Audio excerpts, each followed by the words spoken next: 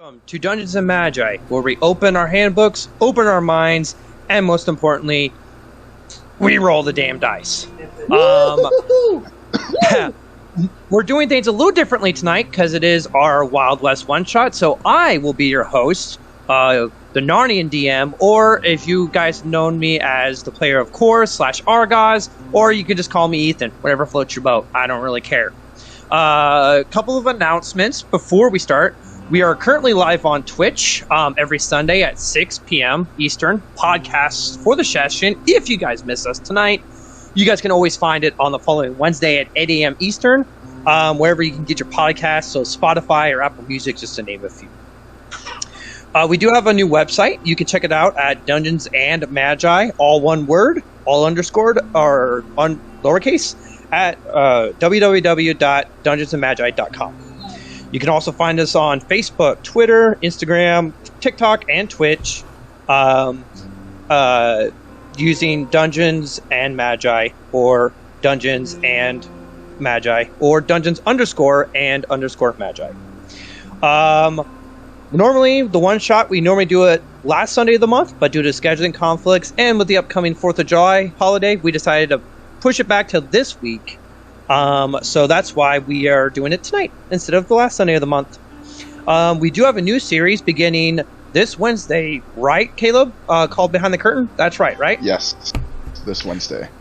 Sweet. So, if you guys want to tune in, we also be streaming that, where we just kind of get together at 7 p.m. Eastern time. So if you guys want to just see what the players think of the campaign, of the one-shot, or simply, where we can just talk about our characters and where we think they're going to be heading. You can just see us in that episode, and the episode following that went. You could find it if you don't catch us on that night. You could find us. Do they drop on Friday, right, Caleb? For Wednesdays, yes, they drop on the following Friday at 8 a.m. Eastern. Perfect. Again, we can get your podcasts or like Spotify or Apple Music. We do have our sponsors that we do want to give a huge shout out to.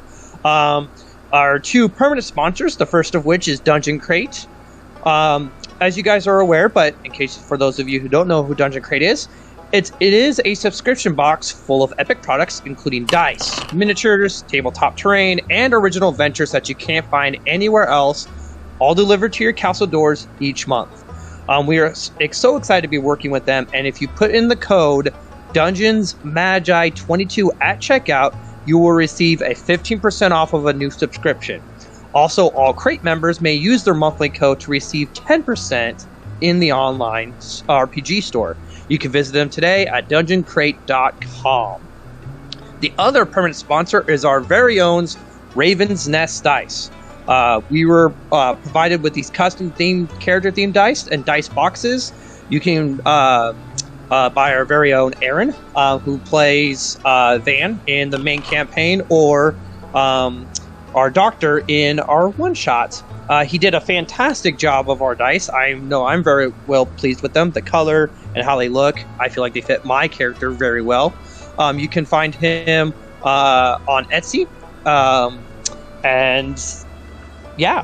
And then our final sponsor is Wormwood Gaming, who provided us with, Caleb, I believe, has it, is the Black Poisonwood dice tray and box. They are a small customer-focused company founded by three friends whose mission is to deliver exceptional craftsmanship and high-quality materials to the tabletop gaming community. You can find them at wormwoodgaming.com. Worm as in purple worm, not worm as in earthworm. So keep that in mind when you're looking for them. You can find them there or find them on our sponsor page. Real quick, before we get into tonight's session, I just wanted to state for everybody that it is 4th of July. And while we do enjoy, light fireworks, enjoying the bright colors that they do on the night sky, and we enjoy that time, I just would like to challenge people on this 4th of July just to take a moment and remember the freedom that we all possess. The sacrifice that our military men and women do nowadays, and the people that served years ago. They give us the ability to do stuff like this. Cam, or not Cam, Ben, Pam, and Caleb have all served, and I know many of us are, have family that have been in the military. So I would just like to say, at least from me, to say thank you to the men that are taking their time to serve our country and to provide the freedom. Without them, we can't be doing this. We can't just be rolling dice on Sunday nights and playing fun, quirky, one-shot adventures. So from everybody here, I feel like I could safely say thank you to all for everything that you guys have done. Caleb, Ben, any more announcements? Aaron? Yes. We are continuing our 4th of July dice giveaway. That is going to continue. It will close, and the names will be drawn. 4 names will be drawn on the 10th. That is next Sunday when we get back to our regular campaign.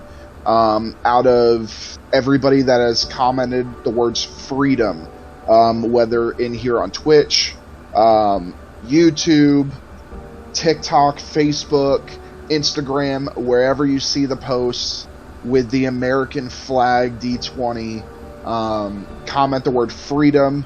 You will then be included in the giveaway. We are giving away 4 sets of July 4th inspired dice made by Raven's Nest. They, again, will be drawing the names on the 10th and announcing the names on the 10th. So far, I believe we have over 50 entries. So that's great. Great. That's super awesome. And then once those names are drawn, we will reach out to you, to the 4 winners, and we will get your addresses. And then it'll take us about a week or so, a week to 2 weeks, to get those made and get those out to you, because they are being freshly made just for you. They're not even for sale yet. So please, we will keep doing reminders in here. If you would like to be entered to win a custom set of dice, you can comment the word freedom. If you also follow us on all our social medias, that is also additional entries for you. I believe that's it. Was it funny? You want to announce the other giveaway too, while we're at it? Yes. So we actually have another giveaway. If you are following both Raven's Nest Dice on TikTok and Dungeons and Magi on TikTok, you will then be entered to win a custom set of dice made by Raven's Nest. That will also close on the 10th. I believe there's only going to be one winner of that one. Correct. And that one will be dice of the winner's choice. Their creation, one of a kind. I won't make it for anybody else, kind of thing. So please go find us on TikTok and also Raven's Nest on TikTok. You have to like both of us, follow both of us on TikTok to be entered to win that. That will close on the 10th as well, and we will announce that winner then as well. I believe that's it, Ethan. Well, if that's it for our announcements, guys, let's pack up our stirrups, or put on our stirrups, I should say, and let's roll the damn dice. Let's get going.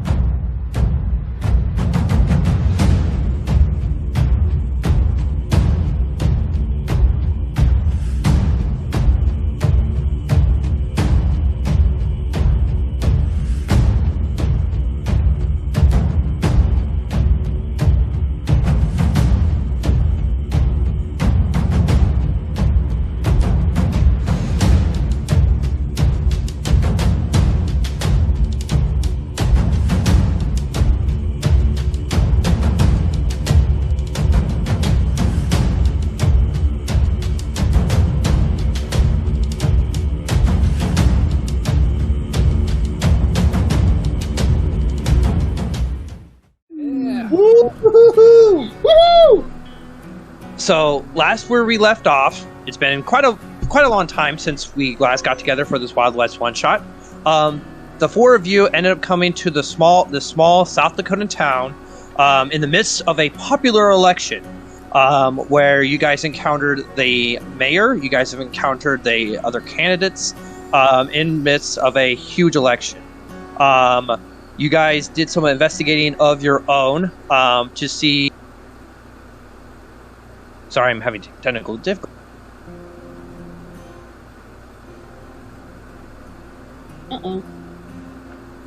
Give me one. Just one moment.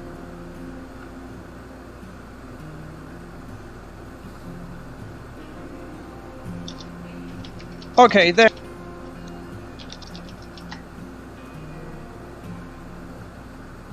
You guys came up to the town of Watika.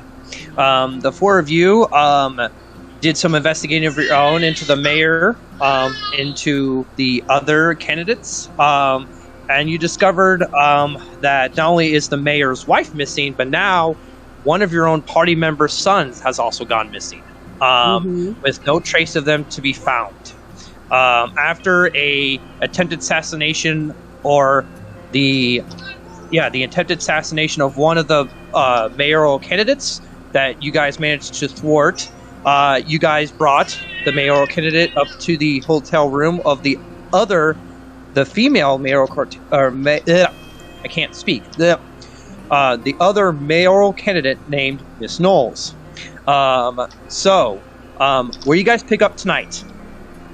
It's about midday, or it's about the early mornings of the day of the election. Okay. Currently, they have taken Bart Tomlinson due to his health and due to his attempted assassination. To preserve the legacy of the town, they have removed him off the ballot. So now it is down to the current mayor, Whitestone, and the underdog, Miss Knowles, for the title of mayoralship. So far, they early, depending on who you believe, polls indicate that Mayor Whitestone has a clear advantage and will probably win the election. However, you do also know that Mayor Whitestone has a nice, good, firm grip on this city, and its populace and its people. So whether or not you believe that, it's up to you. You guys wake up in the bar on the morning of. People are getting their breakfast ready to go. They're talking about how that assassination yesterday, as the four of you come downstairs, there's a round of applause. One even offers to buy you your morning round of breakfast, even though, technically speaking, you guys are already eating and living for pretty much no cost due to the circumstances surrounding the election. So, with that being said, you watch as you guys are sitting down, whether you guys are eating breakfast or at the bar getting your food. The mayor comes in with his sheriff and his deputies following closely behind him, and he comes up to you, Whitley, and he kind of says, "Hey there, Marshal. I know we've had our misgivings, but after that attempted assassination yesterday, I decided to listen to what you said, and I kind of beefed up security a little bit."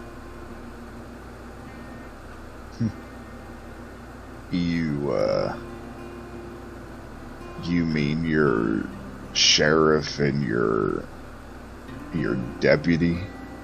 No, actually, it's not on my part that I need to provide extra security. No. I want to make sure that you, the four of you, stay protected. I can't have, the marshal and his friends. He heard on my watch. That's Dr. Deputy Marshal Dr. Thaddeus Maxwell. I can't believe that has got to be the greatest move on your part, Marshal, to make him your deputy. That is cream of the. That's right. Don't you forget it, Sonny. I'm the best thing that's ever happened to him. Andre is sipping his morning coffee, kind of shaking his head. But I have reached out to our military and also some other people around for somebody willing to put their skills into keeping an eye on our upcoming election. As you know, the election is tonight. I can't have people dying on my watch. So I have hired or put out a bounty for somebody to keep an eye on the surrounding area for us.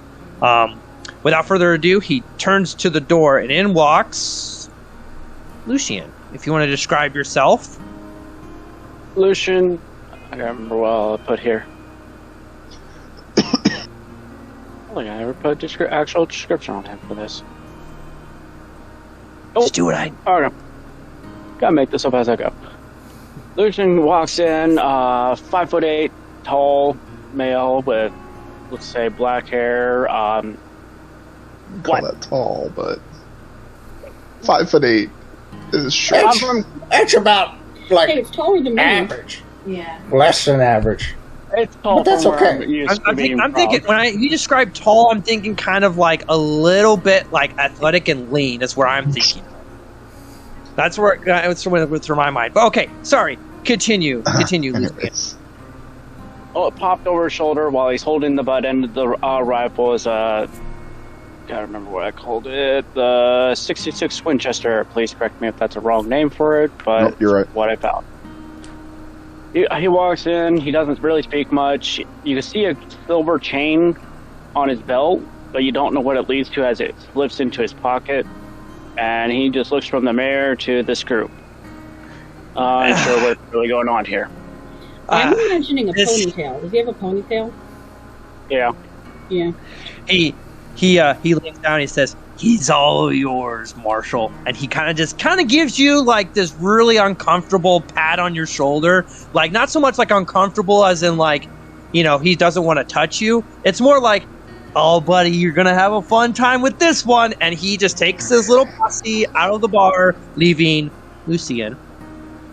Is that right? Lucian. My bad. I think Lucian. It's Lucian. Got it. Leaving Lucian in the bar with you guys. Andre kind of like puts down his cup of coffee. He's like, "Greetings, my friend. I am Andre Susanov. How are you today? And you, Speaking in Romanian, he just goes, "What did I get myself into?"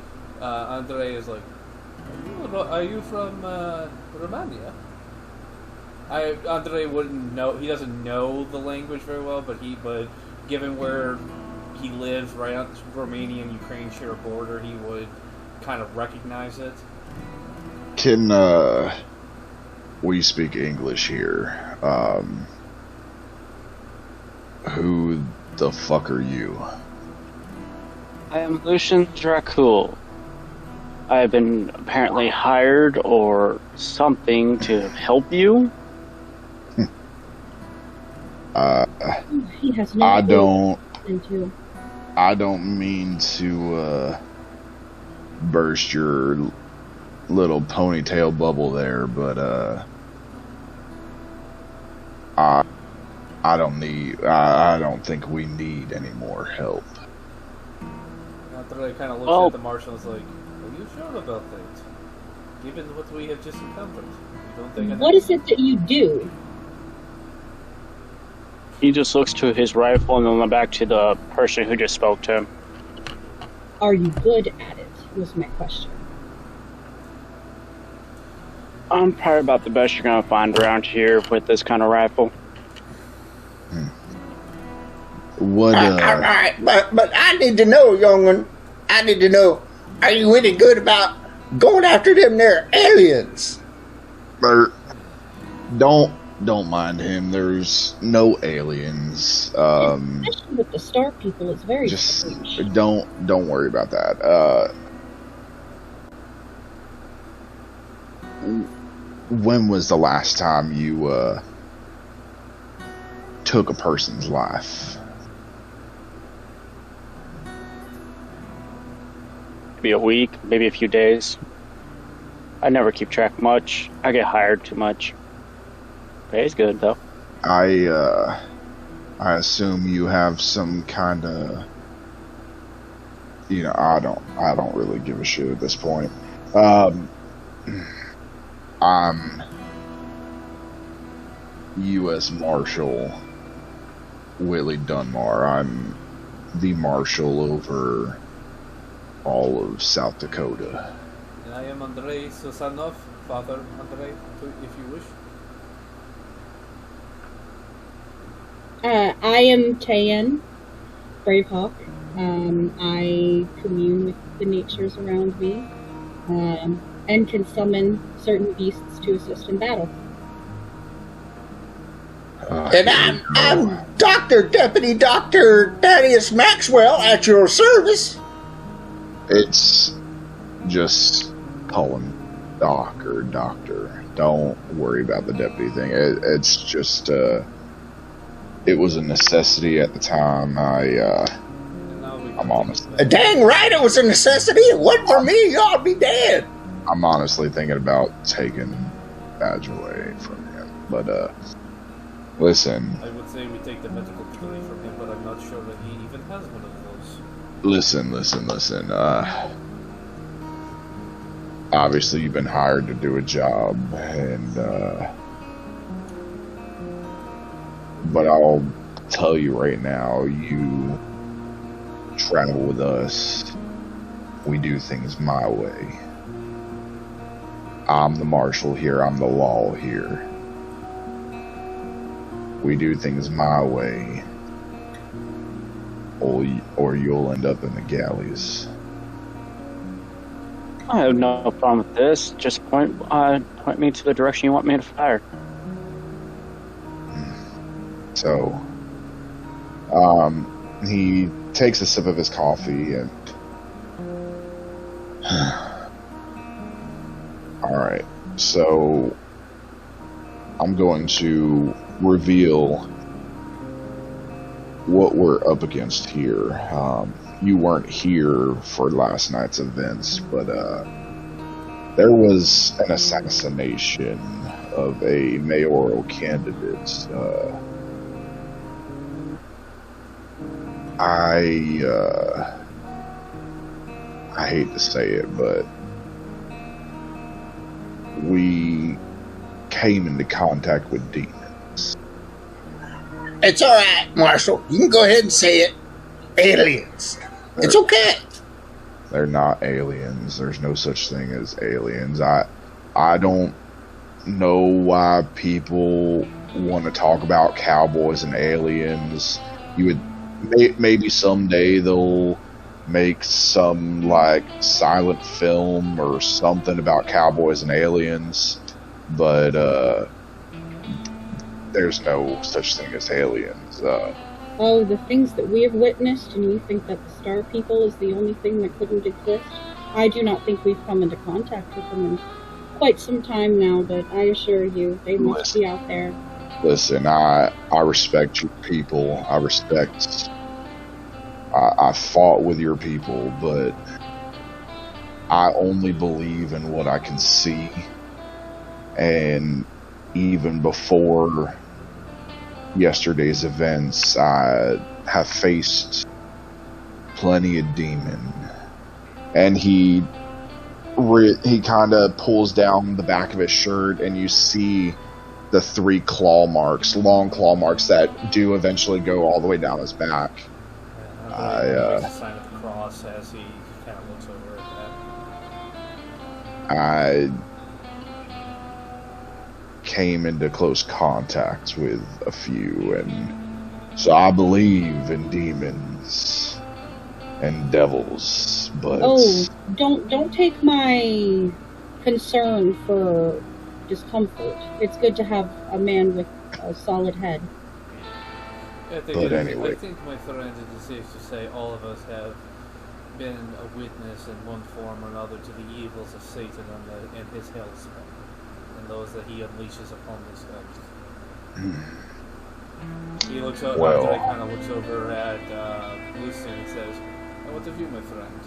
I could tell from your language you hail from Romania, Pennsylvania, land of the Gypsies." I am born. Hmm? I was born here in the States. My family came from radio. Then your family must have told you many tales of the creatures that inhabit your ancestral home. They also told me the stories that the West like to make up about my homeland. This is true. They have made. I have heard some of the. He kind of looks over at the marshal and the doctor says, "What do you call them? Told tales. Yes, told tales of the West about Russia and my country."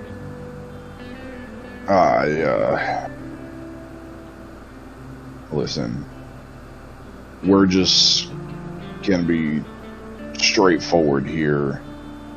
We are the father here was called in because he specializes in this demon killing, and we're gonna get into some big shit here. And you mentioned the devil and sending his spawn here to do his works. Well, if he wants to send them to my states, then I will march myself right into hell, put my colt in his mouth, and fire a bullet through the devil's head. He kind of, Andre kind of just shakes his head and is like, "Such brave words and bravado. But remember what our Lord said. Pride cometh before the fall. Always remember that." You can keep your Lord to yourself. Finally, we agree on something. The doors open, and you can see two men grabbing a younger man, probably like in his early 20s. They're just dragging him in there. They just kind of throw him further up into the bar. Tayan, can you make me a perception check using a D6? Okay. Perception, I have 2. So I got a 5. Yeah. So as they're bringing him in, you watch this when the doors open and then they close back again. You notice a very familiar looking orange tabby cat just like jump into the bar, and he just begins to kind of like walk around, kind of taking a look at the different tables, maybe picking up a couple scraps off the floor. But yeah, they just toss in this young man, and they're just like, better in here than out there with all that hustle and bustle. Glad you didn't get run over. And they don't even care. They just turn right around, and this young man, I told you, they're out there. Seen them. You guys think I'm crazy, but I'm not. And yeah, at this, the cat eventually makes way over to your table and then sees Tayan, and just Tayan, are you sitting down? Yes, if she's at a table, yeah. Okay, and then sees that you're sitting down, just nonchalantly just jumps up on your lap, and then just begins to like rub up against like your arms, and begins to purr, just like maybe wants some attention. It's fucking cat again. She casts convey animals again, so she can speak to him again. Okay. Hello, it's good to see you. Do you know what that ruckus was about?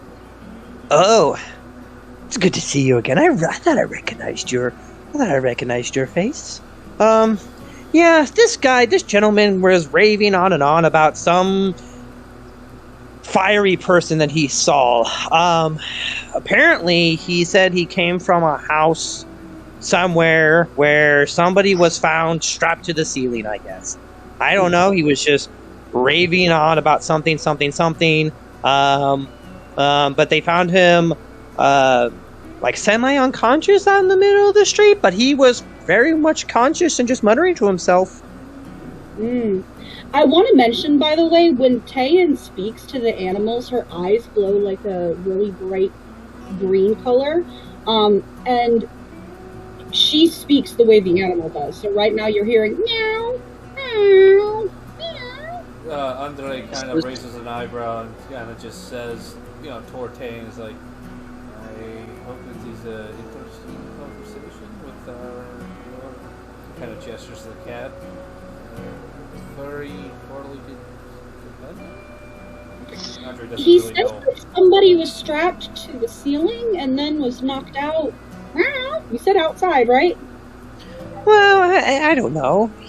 Most people consider him the town crazy, but, I think he's a nice chap. He's fed me a couple of times. I think he's nice. Have you heard his name? Jackson something. I don't know. You're gonna have to ask him. I really don't care for last names. I just want food. Which, by the way, got any of that yellow stuff, them eggs? I can ask the bartender. Give me just 1 second. You said the name was what again? I don't know the bartender's name. I just know that the guy that just got tossed in, his name is Jackson something. Okay, she turns to them and says, the guy's name is Jackson something. He's the village crazy.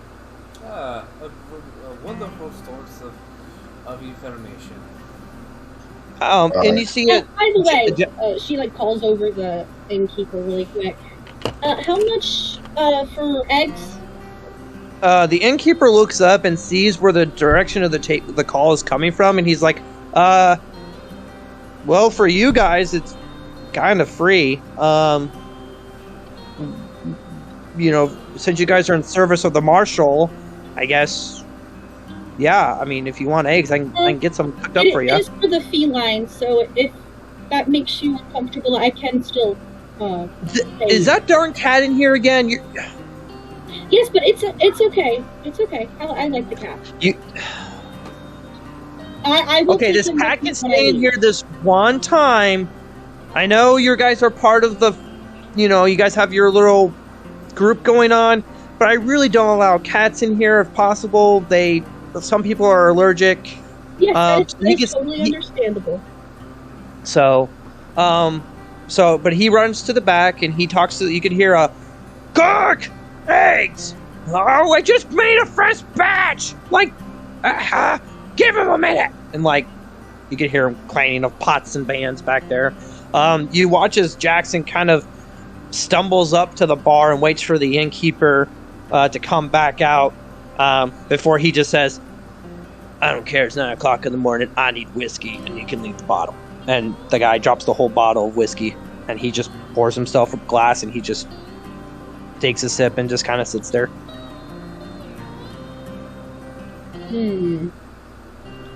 Andre kind of looks at the marshal and is like, should we go talk to this Jackson person while he's still somewhat sober? Yeah. The marshal will get up and he'll take his cup of coffee with him and go sit down next to Jackson. Tayan's stuck in her seat because she's got a cat in her lap. Father Andre will kind of sit on whatever side the marshal is, Jackson will sit on the other one, so he's kind of Jackson's kind of pinned. I need Andre and Whitley to both make perception checks using a D10, please.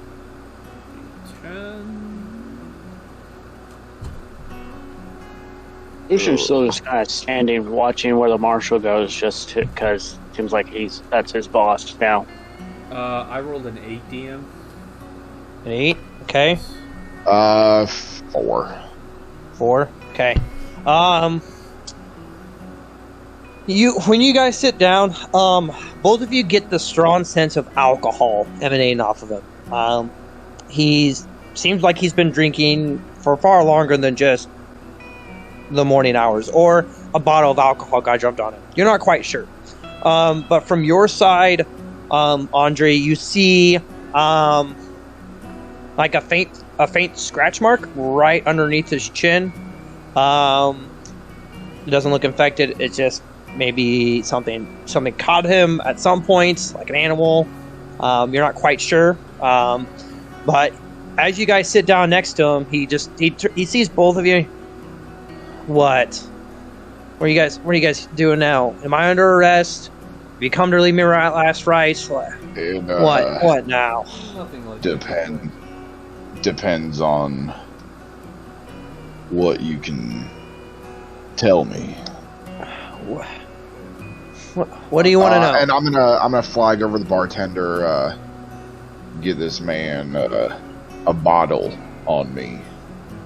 Well, I mean, you see him, and at this, he drops off the plate of eggs for Tan, and then scurries back over to the bar, and he starts pointing at his whiskey bottles, and he waits for you to stop before he settles on a bottle. The good stuff. You watch as he, how good are you wanting? Something you would serve me. You watch as he takes he looks around the room, reaches into his shirt, pulls out a key, goes to the underside of the bar where you guys arms are sitting on top of, and you hear like a chink, and he pulls out this glass bottle, somewhat dusty, with a cork in it.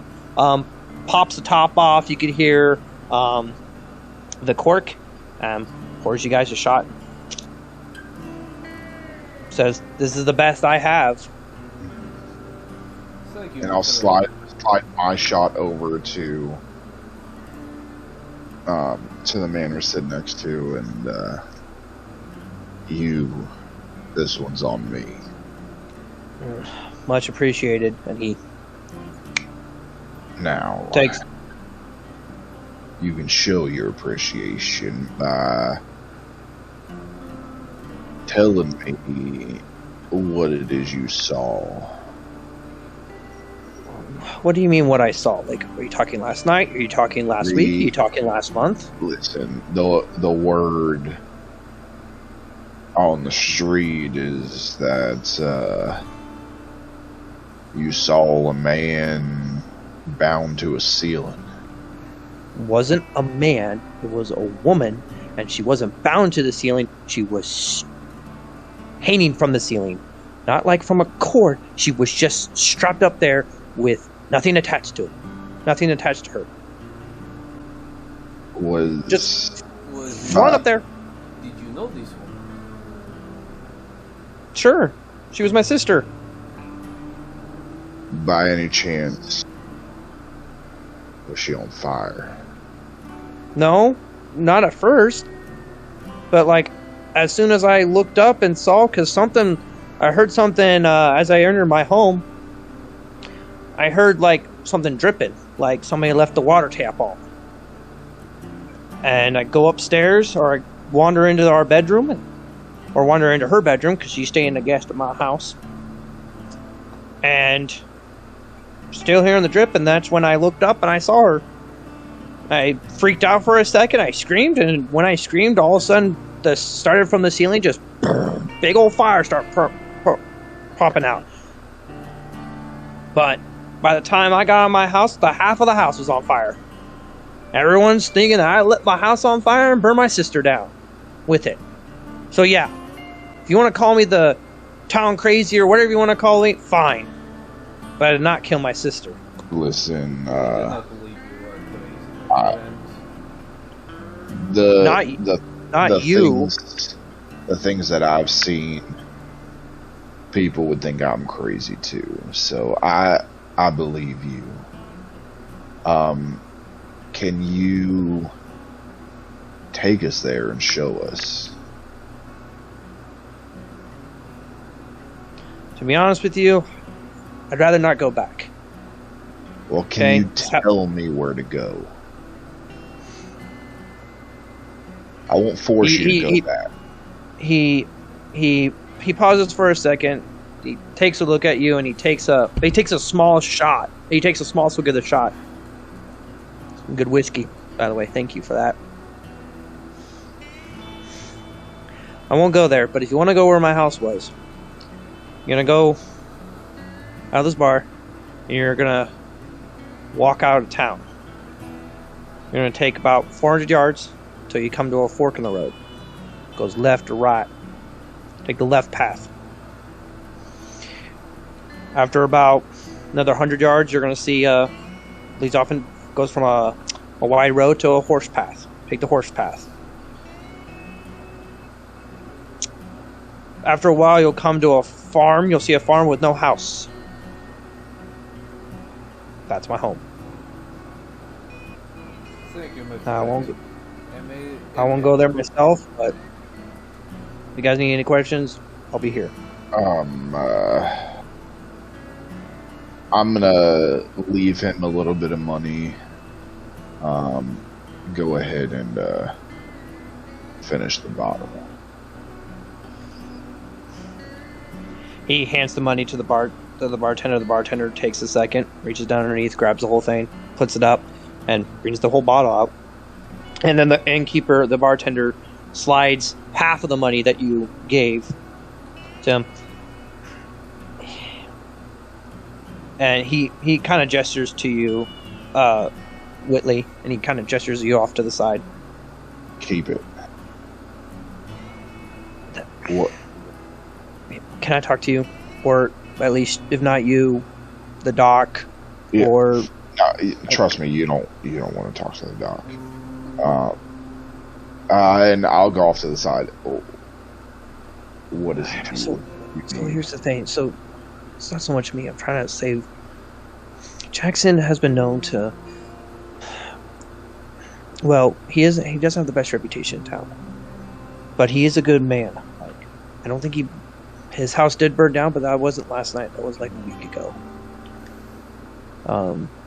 Ever since that night, he's been wandering the town, coming in and out of places. For the most part, from what I've heard, he sleeps out in his barn. He doesn't like to go near the house, but his barn is far enough away that he sleeps in there. Listen, I know you guys have most of the rooms, and if not you, Miss Knowles has got the last one. Besides my own personal room / apartment, I don't have much for ways here. But I just want to let you know, I don't know exactly what happened, but I know Jackson. He wouldn't do this. So whatever you're looking into, make sure you clear his name. In my opinion, the sheriff and his deputies and the mayor kind of run his name into the ground. Give Jackson my room for the time being until we find him a more permanent place. Much obliged. Is there anything in your room that you want removed, or put into another room? Anything I own is on me. Right. I'll get him set up. But just whatever you do, make sure he gets his name cleared. I'll do my best. So, with that, the cat has seen the eggs come out onto the table. The cat has been kind of like peering at him, like maybe reaches out with her paw and kind of slaps a big part of like the scrambled eggs off of that onto the ground. Oops, my bad, and like kind of like, but no, you clearly tell she scoops some of the eggs on the ground for the cat, or like off to the side for the cat. The cat eats, and he says, "If you would like, I'll keep an eye on Mr. Jackson for you. I don't know his last name, but I'll at least keep you aware of his whereabouts. If you would like, I just want some more eggs. You come back next." More so, keep an eye out for him. There's something weird about what's going on, I believe. Well, do not put yourself in danger. I just want more eggs and food. I really want food. Of course, cute little kitty cat. Kind of purrs one last time, and then you kind of see him as he takes up residence right underneath the bar stool of Jackson. With that, what are you guys doing? I'm gonna go ahead with, I assume, with Andre and make make our way back to the group. Kind of inform everybody of what's going on. I think this is something we need to check out. Yes, I believe some foul evil has invaded the life of our. He kind of looks over to Jackson drinking the good whiskey at the bar with the cat over there. It's like town is centric, and we should investigate to make sure there are no lingering devil spawn or other evils here. Yes. Mm-hmm. I have the cat watching out for him. Is everybody set to go? Yes. I've been sensing a walk through that door since I got shoved in here. He saw him, didn't he? He saw him. I know that look. He saw. Fine. He saw them. While they're talking, demons. Her face Aliens. little kit and makes some and puts it on her face. Really it's a great green like it was the day before. He's gonna go ahead and go over to the coat rack, put his long black duster on, grab his hat, and place it on his head. He makes sure that at least one of his guns is visible at all times, along with his marshal badge. Okay. Should probably get going. Looks over at Lucian. You got a horse? It gave me one to use, saying that you all had one. I probably need one. All right. So I don't know if I made Tam have a horse or not. Yes, you came in on one. Oh, Yes. Okay. Yeah, we all came in on one. Let's say I know for a fact. You came I was in gonna on say. I was gonna say the one I don't know for sure that came in on one, but I'm pretty sure they did was Andre. But I'm pretty sure Andre came in on one. But I knew that her horse decked out with feathers and shit. Thad came in on a cart and buggy. Mm-hmm. And then I have my horse. Yeah, everybody's got a horse. So we've got a little bit of a ride. I got directions to Jackson's house, or what's left of it. So, and I'm gonna venture outside and hop on my horse. As you the horse he was given, so he hops onto it. as you guys leave the establishment, you guys see a very long line of like people pretty much pouring out of City Hall. With the election going on, they are people lining up to vote. You see benefactors calling out, make sure, calling out for various, vote for Whitestone. He's make things good. Why not change? If it ain't broke, you don't fix it, type of thing.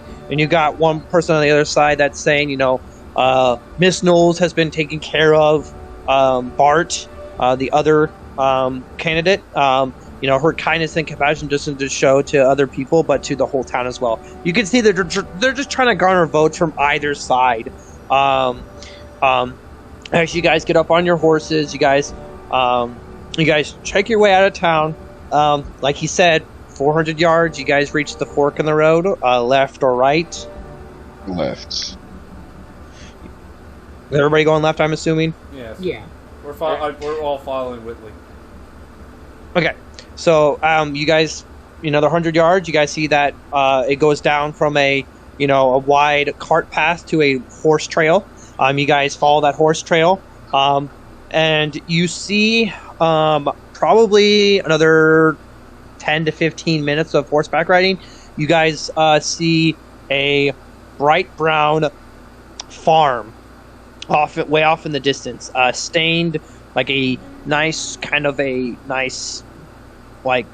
brown.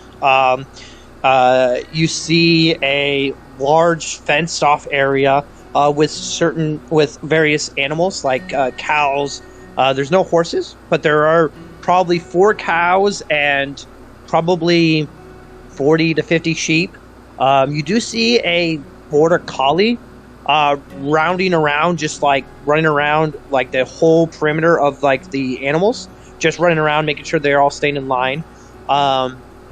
You see as you guys approach, you guys see that there's like a small path that leads off either to the farm or straight up to continue further down the road. Probably some more neighbors that live nearby, albeit far apart.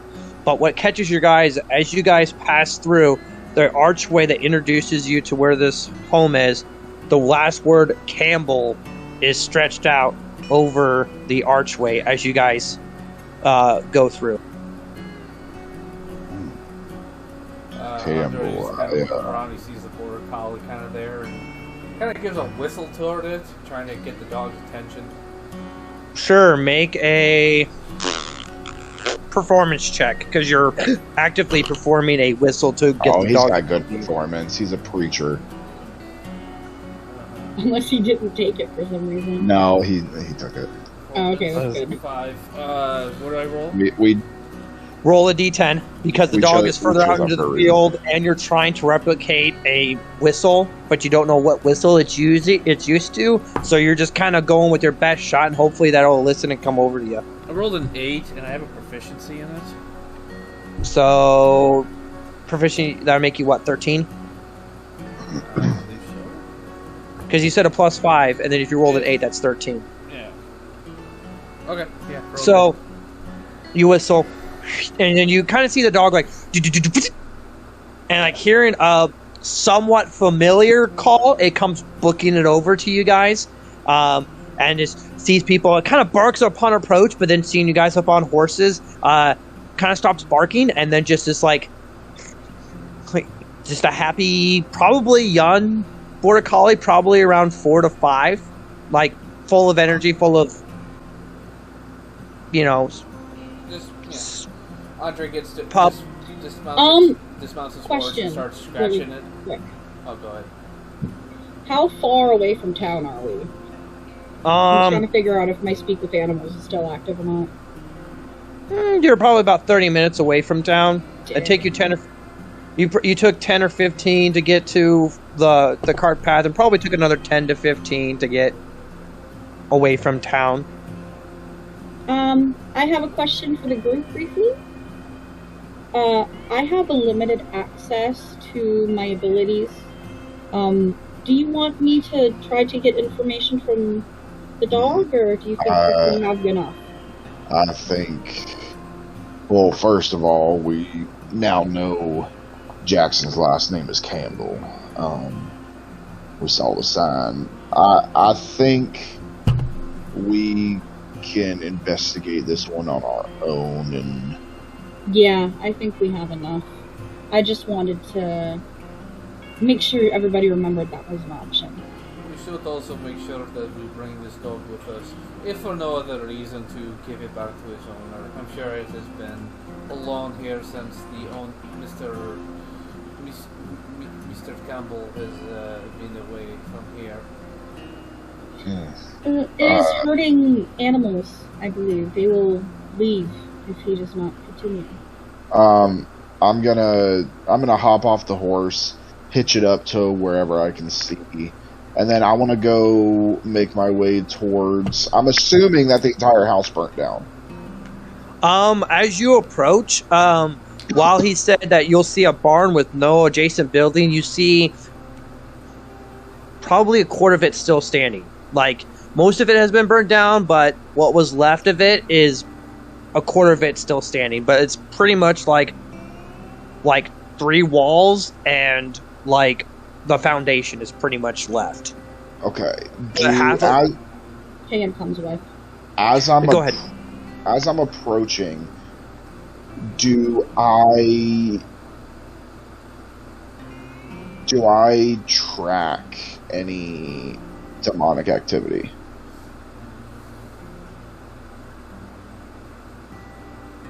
That's recent, like pretty recent. Make a investigation check, D10, please. Alright. Can I help him with my Arcana?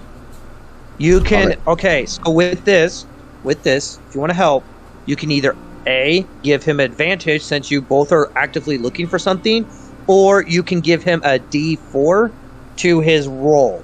Because you are looking at it from a different perspective, so I won't say like a higher number than a D4. But I will say, because of your Arcana, you can either give him advantage or give him a D4 to his roll. I'll give you advantage. Okay. God, I have a proficiency in Arcana too. Yeah, I have a proficiency in Arcana. 5. Is that including your modifier? Yes. I rolled a 2 and a 1. Some marshal you want. You look around, it's you could tell that there has been demonic activity here. As far as how long ago, or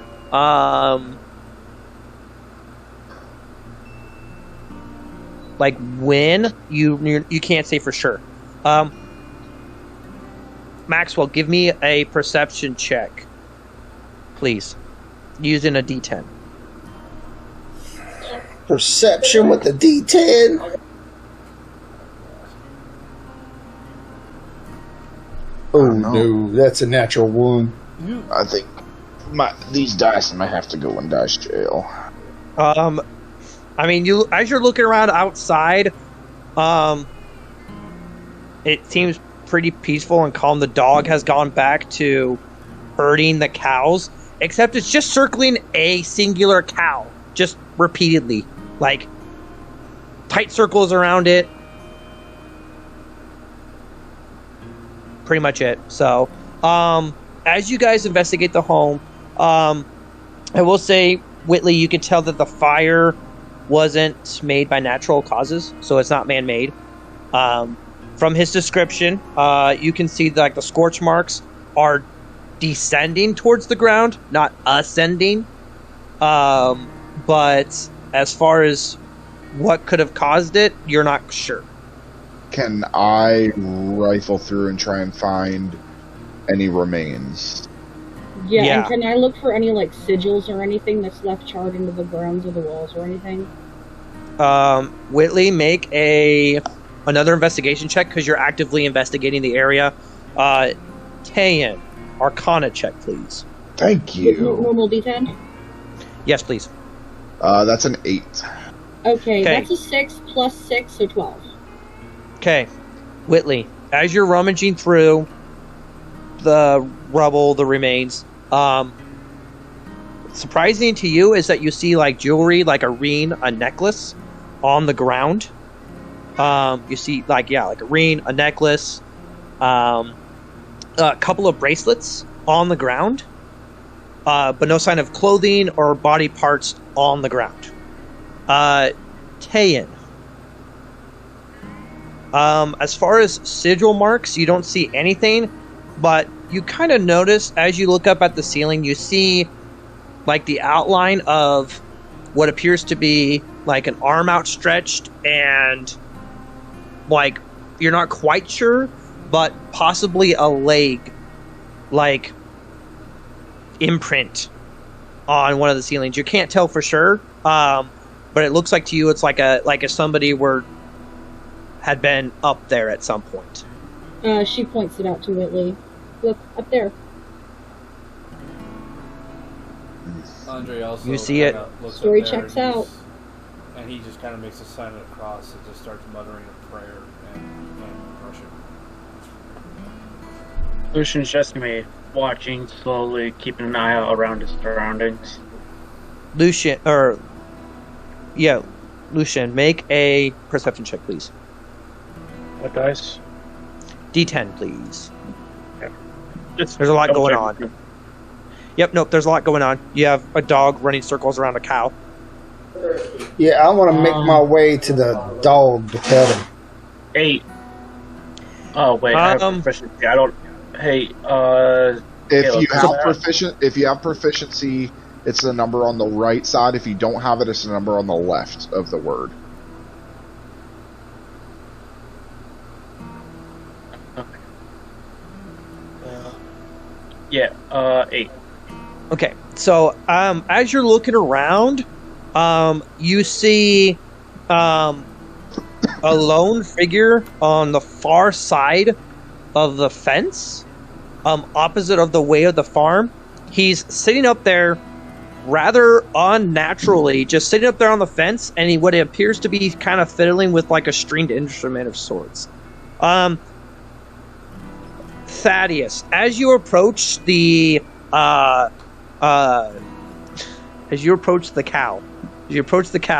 you could hear the cow muttering to the dog, "Keep running around, keep running around, keep running around, keep running around, keep running around, keep running around." But like you could tell he's egging the dog on to keep running around in circles. Hey, now why are you picking on that dog like that? Crap! He has seen us. We must not tell anyone of our existence. We must leave this place. And as you see like the outline and shimmer of something or someone just like leap out of the cow and just sprint away from the farm. Now, are you talking like it just leaps out completely, or does it like Ace Ventura style out of the rhino? I haven't seen Ace Ventura, so I don't know what that means. Never mind. And with that creature sitting on that fence, playing a stringed instrument, would you say he was looking for a soul to steal? Possibly. Marshall! You don't know. We got aliens! Lucian would have cocked his gun loud enough so his companions would have seen it while he aimed at the person, unsure what this is. He's not really playing an instrument. He's kind of fiddling around with it, like tuning it up. But he's like, this is like a wooden beam fence, and he's sitting up there like he's sitting like in a comfortable chair, like he's just chilling out. I'm gonna go walk towards Lucian after hearing him with the rifle, and I'm gonna just tell him keep an eye on things from afar. I'm gonna go approach and see what's going on. Andre says, You want assistance? Lucian would have kept the barrel facing, watching. The border collie falls like tuckered out, tired at your feet. Thaddeus. He's tuckered out, tired, like panting. The figure on the fence appears to be not moving. Just keeps fiddling around with his instrument, even as you guys are walking towards him. Yeah, I'm gonna slowly walk towards him, and I'm flapping my duster open, revealing my one Colt my Colt Peacemaker that's facing the right way, and the other one that's backwards for the backhanded draw or the cross draw. And I'm gonna go ahead and have my hand on both of them as I approach slowly. Andre is kind of holding his cross in his hand is in his pocket, and he's just kind of like quietly muttering a prayer to himself as he approaches. Tan gets a little bit closer, like a little bit in between Whitley and Audrey and Lucian on the other side, like right in between, but over to the side, so she's not like obstructing Lucian's view at all. No, there's no need for that. So you'd been admiring my handiwork. He's sitting there kind of fiddling around on his instrument. Andre says in a kind of like commanding voice, "Who are you? Speak, your name." Oh, I go by many names. But as he looks up at you, his eyes flash yellow. And then they kind of revert back. I go by many names. Whichever one you pick for me, I really have no... What? Don't care. What are you doing here? Oh, well, making my work known. Kind of what I need to do to keep the boss happy, quote unquote. But now that you're here, finally I've managed to convey it, although it might be too late at this point. Favor I could ask of you guys right now. Greatly appreciated. Andre says, "We do not deal in the minions of hell. I command you in the name of our Lord to tell me your purpose here, demon." Oh, simply put, like I said, they gotta keep the boss happy. You know all that, how that goes down. What is this deal? I'm sure that you're aware of this upcoming election that's been going on in town. Yes. Yes. Well, I'm sure you're currently aware of the current leader / runner, or the current candidates. Mayor Whitestone, I guess what he calls himself.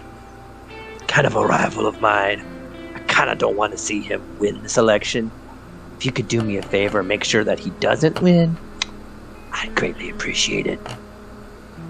And if I were dumb enough to take you up on this offer, what do I get out of it? Well, let's just say a better candidate would be put in office, and you being a marshal of the state, you want to do what's best for your state. Now, is it? So, you expect me to kill a man in cold blood? Now this is where you confused my words. I said make sure he doesn't win. I never say anything about killing him. You're a man of violence. Well, violence is necessary when it comes down to it, but ultimately, not my first choice of words. Well,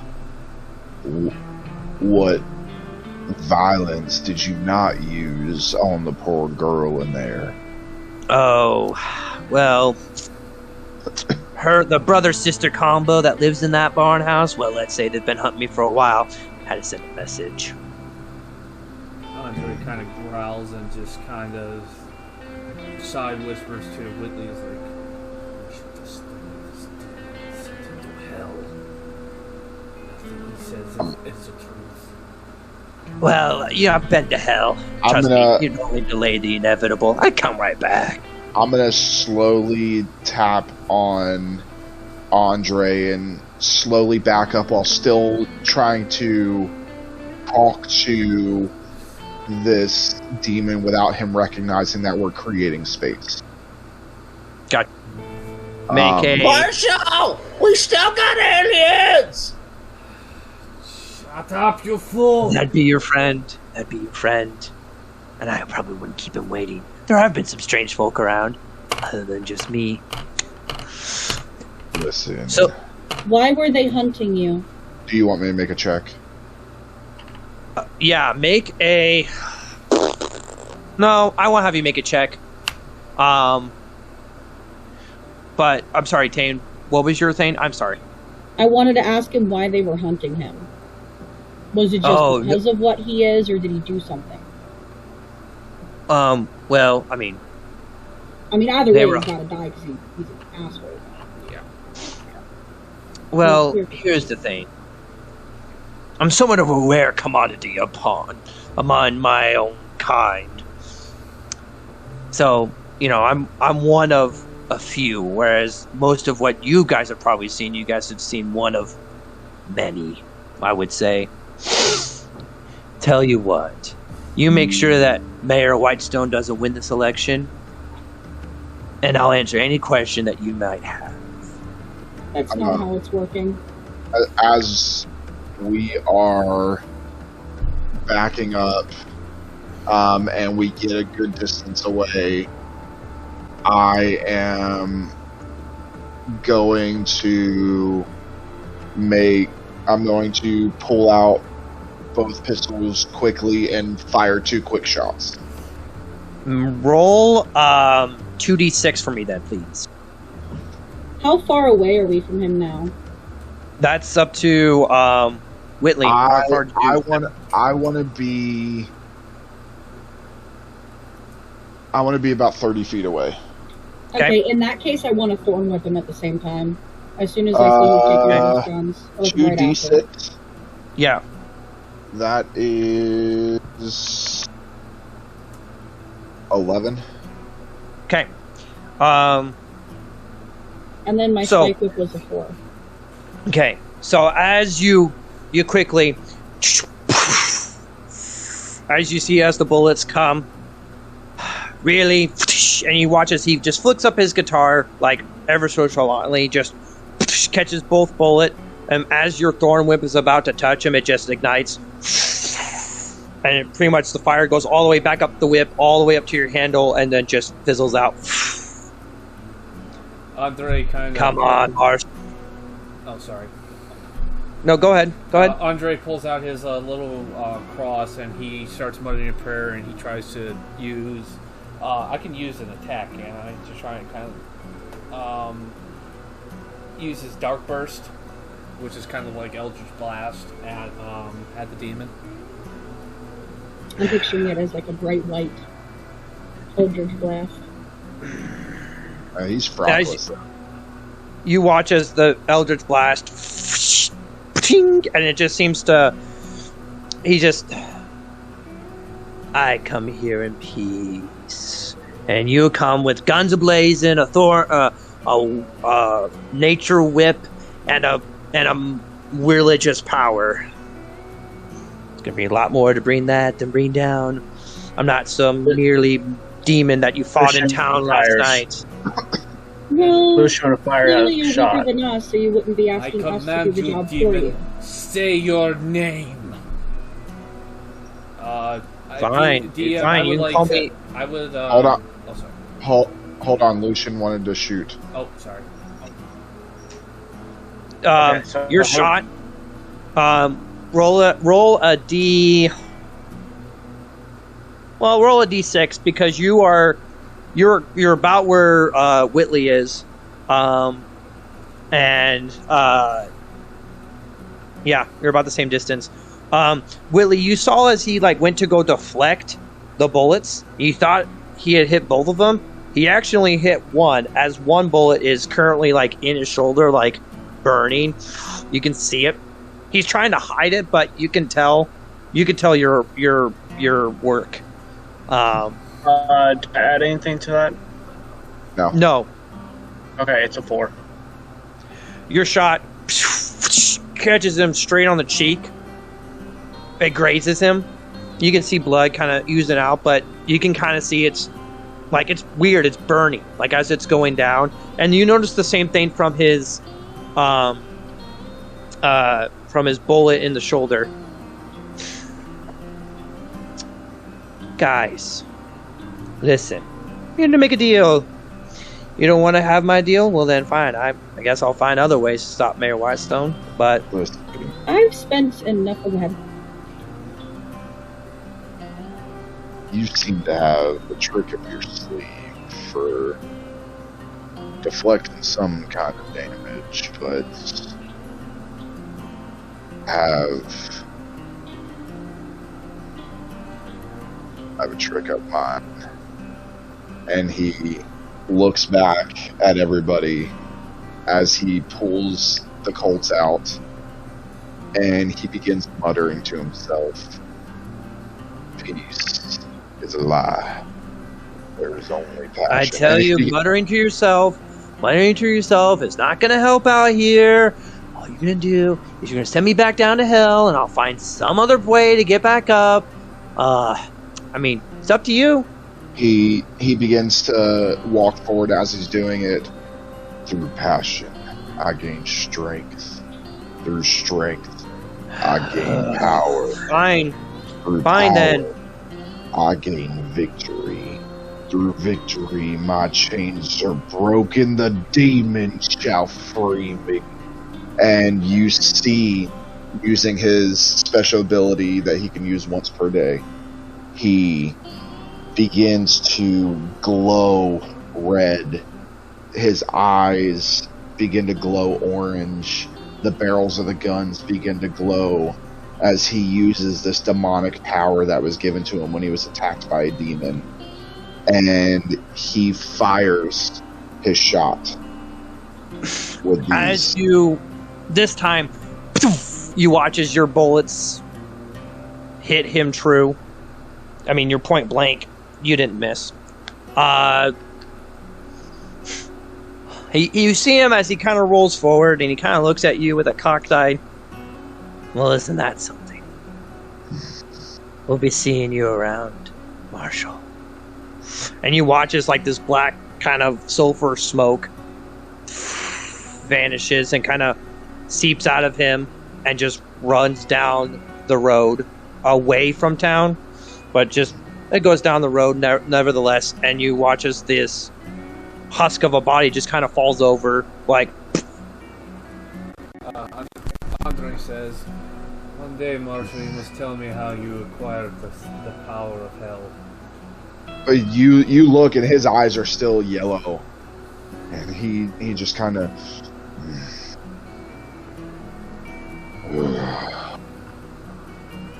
And just a faint bit of black escapes his mouth as his eyes turn normal, his skin turns normal, and he puts the guns away.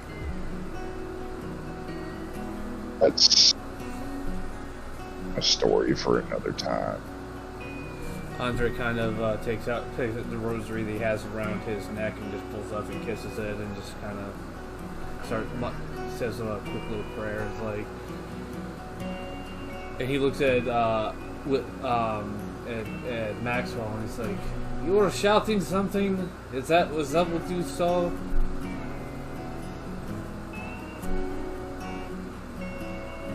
We got aliens! The alien is gone. Look, listen here, youngin'. I don't know what you all was jabbering about with that old-time-old youngin' over there, but over here, this cow, well, cow wasn't no cow. It was a dang alien that came out of the cow and took out. Are you on any medications? Why? I know, but I got plenty. You need some. Andre looks at Whitley and says, "Did he take a whiskey bottle with him on the way here? I do not recall seeing it. This is strange, even for him." I wanna go investigate the cow. Sure. Roll an investigation check.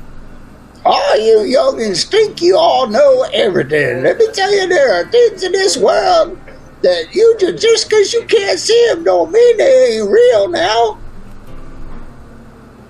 Now you started I sounding have like to a use a priest. special power to speak with animals. We can't just do that. Right, exactly. I ain't never had no power. I mean, I can speak to other things, not animals. You know, things like, well, it's not important. It's not important what I can talk to you. I'm telling you, when I walked up to this cow, the dog was running around like crazy, and the cow was telling the dog to run. And then all of a sudden went, "Oh shit," and took off. What'd you roll for investigation, Whitley? Oh, I'm sorry. 7. You look at the cow. It looks fine on the outside, but you do notice that there's like you can kind of pick up on the pattern of like the spots on the cow. There is one spot that you kind of notice, and you just by first glance you wouldn't even notice it's there, but you notice that one of the patches on its lower right side cheek is like a slightly different black than the other spots on the cow. Like this one's almost like a black brown color, whereas the rest of it's like a black and white heifer cow. Something ain't right about this cow. That's what I've been trying to tell you, Marshall. That's what I've been trying to tell you. That aliens got the cow. So you said it looks all right? Like, it looks fine. Like, it's eating grass normally. It's not, bucking around as you guys are, kind of feeling it, touching it. You're making sure it's okay. It's not, shooing you guys away or anything like that. It's just grazing normally. I mean, it's doing what a cow does. DM, can I go over to the cow and, place my hand down and see if I can detect some kind of, demonic or unholy, vibe sort of thing? Sure. Can I give him advantage with my Arcana? I have advantage or a D4. Oh, okay. Okay, never mind then. He's good. Okay. What do you want me to roll, DM? Investigation. You're investigating the cow. D10. Yeah.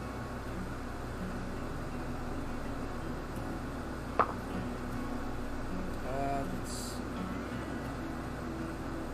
make sure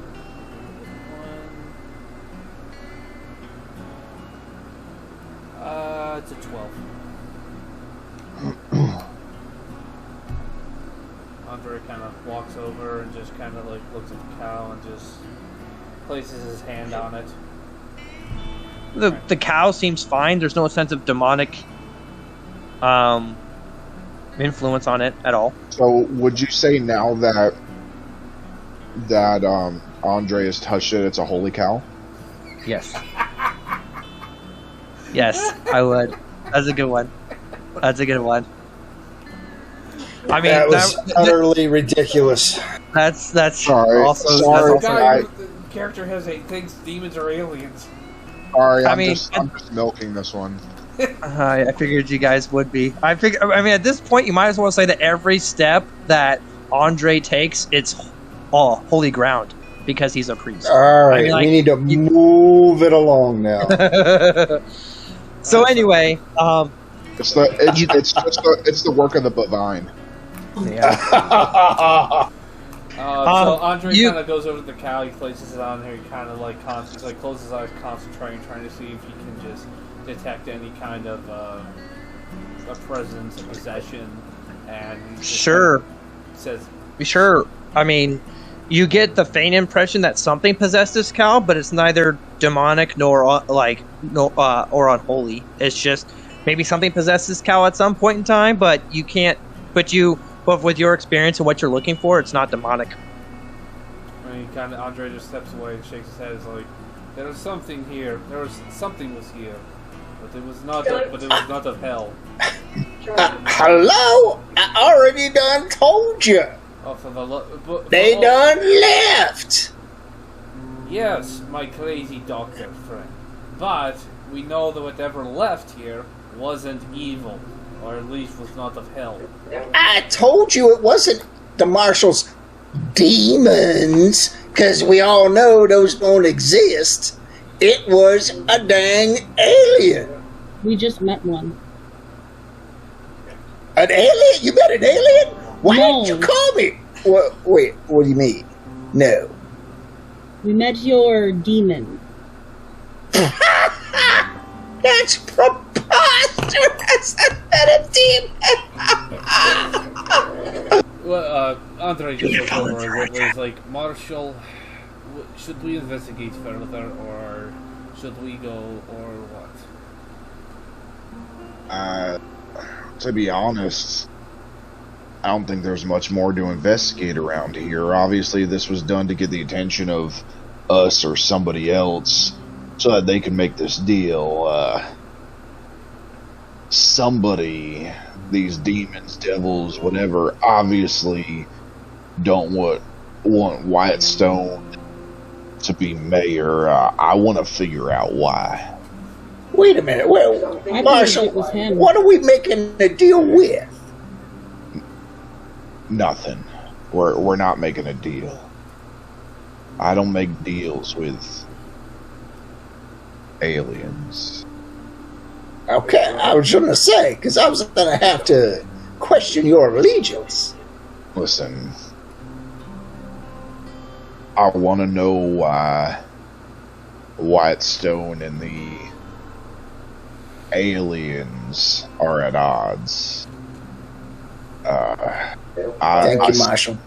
I say we ride back to town and we go question Mayor Wyatt Stone. Maybe he's an alien. We should question the competitor as well. It could be the competitor that's in cahoots. It would not be the first time a man has sold his soul for such petty things such as politics. I don't know if she'd do something like that. Do not let affection take hold of truth. We have to find the truth either way. Hopefully she is not, but you do not truly know somebody until you see them at their worst. Andre just kind of saves and nods his head. I want to get up on my horse and start heading back to town. Same with Andre does the same thing. Yeah, she'll join.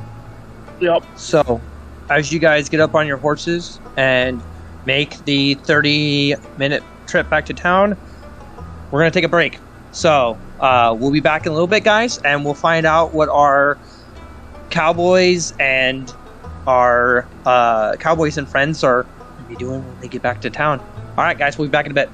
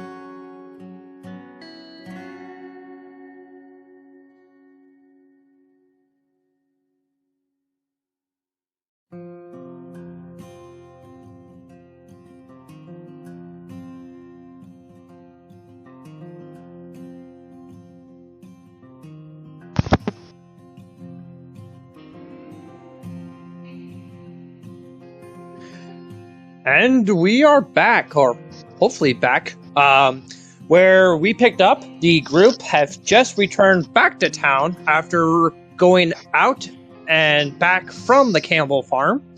They come upon the town, and you see a guy just running around, like literally knocking on every single house that's in around the town square area.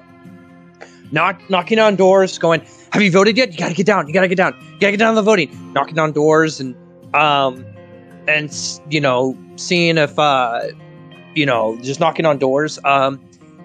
You see a very familiar orange cat. You see the cat actually out of the bar, and he's sitting on the porch of the bar, and he's just sitting there.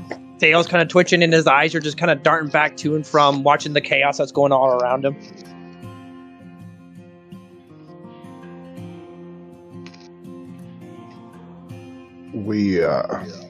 Andre, you're muted. We need to go find Mayor Whitestone. Andre kind of looks over at the marshal and says, "I agree." And he's kind of looking around. He's seeing the guy running around, you know, telling people, asking if they voted yet. He says, "Are elections in this country always as how do you say, hectic?" Hectic, skewed. Yeah, quite a bit. But I've never seen somebody working this hard for this election. Can we tell if this guy is just asking for people to vote, or if they are asking for a specific candidate? There seem to be asking if they've just overall voted. Is the impression that you've been getting. I want to go find Mayor Whitestone. Sure. From what you gather, he's probably at City Hall. The sheriff and his deputy cronies are sitting on the outside. They seem to be just kind of watching the chaos. They're kind of like looking around. They see you approach, kind of hold up their hands.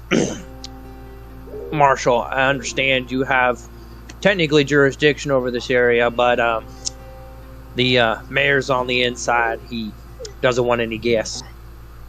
Well, you tell your mayor that we met a rival of his not in the mayoral election, and I need to speak with him at once. He kind of looks around. Hang on a second. Sorry, Charlie startled me with a little bit of a weird coughing sound, so I was just making sure he was okay. So anyway, he kind of takes a second,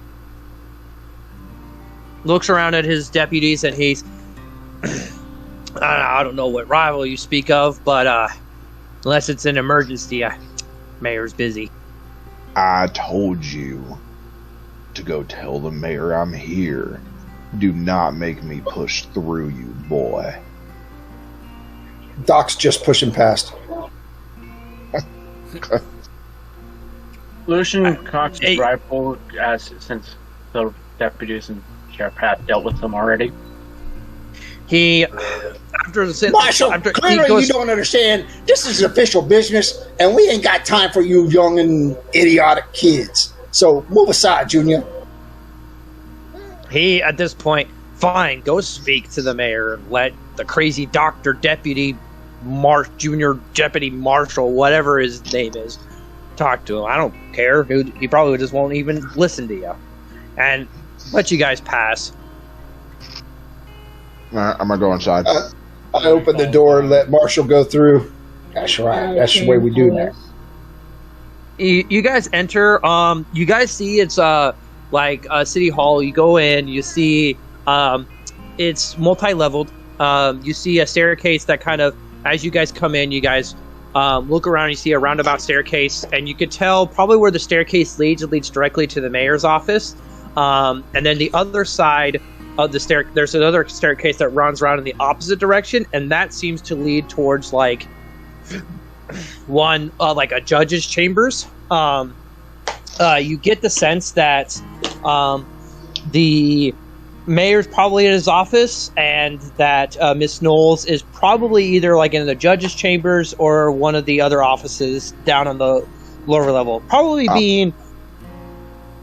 being in like good, comfortable care, but is in an office probably nonetheless. I'm going right to the mayor's office. And I'm right behind him because we're important. We got busy things. Chain's following, I guess. Yeah, so is Andre. Yep. You guys, the door. I'm guessing you guys aren't even bothered to knock it at this point. You guys are just going to go right. I'm pushing the door open. You see that typical silhouette of all of us. 2, 3, 4. There's what, 5 of us? 5 of us, just like in a V, opening up the door. You see the mayor. For the first time since you've met him, probably as much distraught as he's ever been. His hair seems uncombed, unkempt. His beard seems not brushed or combed down at all. It's been frayed out, like it's been kind of all over the place, like a messy beard. You see, when he looks up at you, you see dark rings around his eyes, like probably one indicative of lacking sleep. And he looks up at you guys, and he sits back. Marshall, what can I help you out with? That you come barging into my office on election day. Listen, I don't give a fuck about your election. Andre says language. Sorry, I don't give a flying fuck about your election. Andre just does this. We went down to the Campbell house and saw what remained of it. And I can tell you without a doubt that this young man was telling the truth about his sister. And we met an interesting fella that was sitting there waiting for us. We had a talk with him, and he tried to make a deal. That was almost my demonic voice there.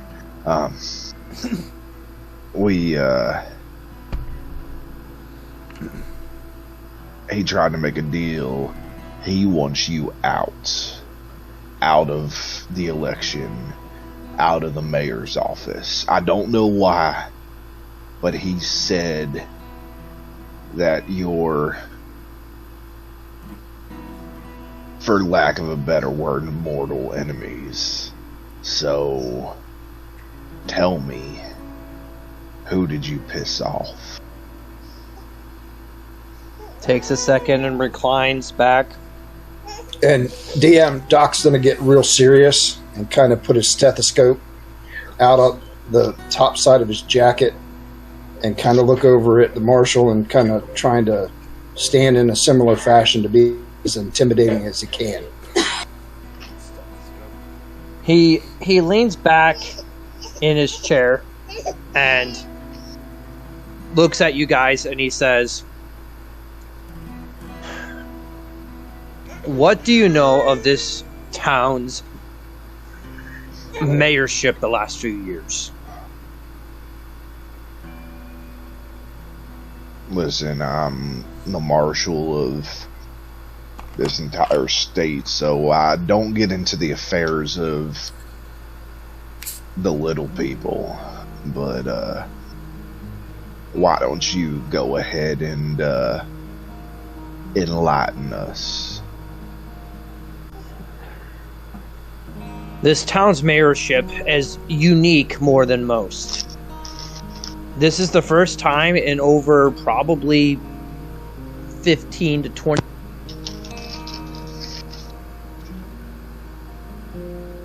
there's been 10 to 15 years since somebody else other than somebody in my family's name take office. I've been the mayor here for the last 3 terms. Now, normal things dictate that my son or daughter would take the realm, would take the mayorship after I pass. Well, since you guys have been in my home, you guys are clearly aware I have no heir to pass on. So, didn't you white men come here to bring democracy? Clearly, they have not succeeded quite as well as they had hoped. Tayin, democracy's a myth. I don't agree with the Marshal on many things, but that's something we can agree on. Democracy is a myth. So, knowing that me and my wife can never have children, let's just say I made a deal with people that allowed me to continue to stay in office. So let me guess, your time's up. It wasn't supposed to be, not after the next election. Was there supposed to be opposition? But somebody expedited my exit, and it started with my wife. So you're admitting to us now that your wife is indeed missing. What else aren't you telling us? He looks back and forth between Tayan and Whitley. He sits there for a second. I know the same people that took my wife took your boy, and he points to Thad. I know they did it because they thought by taking my wife, I'd drop out of the election. Well, that clearly isn't the case. So you knew what was going on all along, and you got us involved, resulting in his child being taken. I did not. And you're admitting this is all your fault. You put my son caused the problem to begin with. At risk. In my culture, we acknowledge that. He slams his hands on the table in the desk in a furious rage. And I go to my gun quickly. You can tell this is like an anger. Like, he slams his... I did not ask you guys to just get involved. Last time I checked, I told you that my sheriff and deputies handled this. You guys decided to butt your nose into business that you guys should have left well enough alone. DM, clean up your mess. While this conversation's going on, Doc is fixing a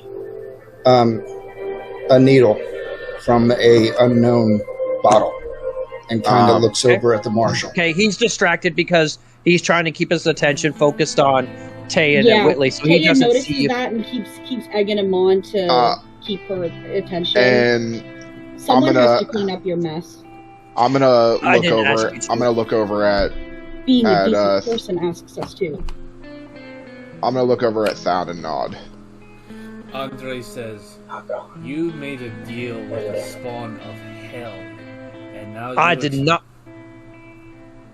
And I'm gonna, while they're arguing back and forth, I'm just gonna kind of nonchalantly walk around behind and stick the needle in his neck. I did not make a deal with him. Gosh! What did you just put in my neck?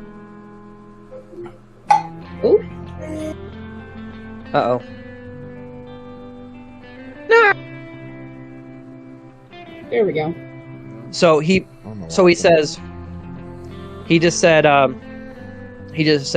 I didn't, he was in the middle of a sentence before he felt the prick of Thad's needle in his neck. Oh! What did you, stab into him, essentially? Don't you worry about it there, youngin'. We'll just take it from here. And I just kind of pat him on the back and lower his head to the desk. Don't understand. Says, what have There's you done? there's a lot more than just this. And he just falls asleep on the desk. Hey! When they just go on and try and get all agitative like that? Andre Inform the guard. search the desk. Andre kind of gets up and nods, and then he goes over to the desk and starts. He kind of gently moves the mayor away from the desk. He's probably still in his chair, all slumped over. Like, Yeah, he's slumped over. He's in a rolly chair that's slumped onto the desk. Andre's like, excuse me. With him being forcibly put to sleep and not rockabye to sleep, it's easy enough to just kind of pick him up, sling him up into the chair, and roll him back away from the desk. First desk you pull into, it's locked. Andre's kind of he looks at everybody. He's like, does anybody have a lockpicking kit? And Andre, actually, scratch that, DM. Andre looks over at the mayor and tries to rifle through his pocket and see if he finds a little keys or While Make an he's investigation check. While he's doing that, I'm gonna take my marshal badge off and open the pin of it, and go through the lock. Wow. Oh. Okay. I roll a D10, right? Yes, please. Well, roll a D8. You are searching one person. You are searching through his pockets. He's only got 4 that you can access. So only a D8 because, yeah, it's only one person in a small room. I rolled an 8. So as you're rifling through his pockets, you come up. Not a natural 8. Right. You roll through the pockets. You see numerous change, money. You do see a silver chain draping off of his neck. Whitley, make me a dexterity. I was gonna say dexterity or a performance check, because the reason I say performance is you are performing a lock-picking skill. But yes, go for a dexterity, or dexterity or acrobatics, I guess. Wow, wonder what's going on with his.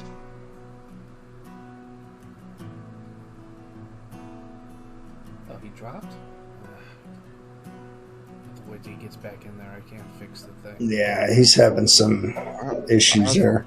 Yeah, I'm having technical issues. Give me a second. No, you're good. I don't know what's going on. Yeah. So, just make me a dexterity check. Okay. And then, Andre, you find his pockets had some loose change, but there's a silver chain around his neck. Andre goes to pull out the silver chain to see what's attached to it. I got a 17 DM. 17. The lock. Pink. You can hear it unlock. The desk. The drawer kind of slightly pops open. Ching. Andre, you pull the silver chain up. You see 2 keys with a crucifix on the center of it. Andre kind of maneuvers it around off his head and says, "There are 2 keys here. Is there another locked drawer anywhere or anything else locked over there?" I'm gonna go through and see if anything else is locked before I open all the drawer. other drawers. You see all the other drawers are locked. Okay. All the other drawers are locked, and except for the one that you just opened. They're all locked. Why don't you try and get these while I find out what's in here? And I'm gonna start rifling through the drawer that I unlocked. Andre, you see files, handwritten records of transactions of buying and selling of property in town. You see cost of the election, how much money he's put into the campaign, who his biggest contributors are. Andre, between the 2 keys you are able to open up the remaining drawers, all except a tiny, small one in the center. You can tell it's a drawer, but it's locked with no visible keyhole. Andre kind of like looks at the puzzle and is like, "There's something there, but no visible way to. There doesn't seem to be a way to open it. There must be a switch of some kind." DM, can I like feel around the desk and see if there's like a switch or something that opens up that little drawer? Make an investigation check. D10 dice or D8?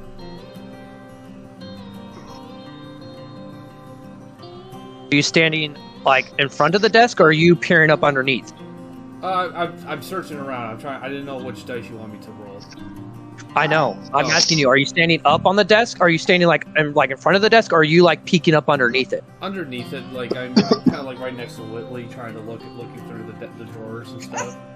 Okay, roll me a D6, please. D6.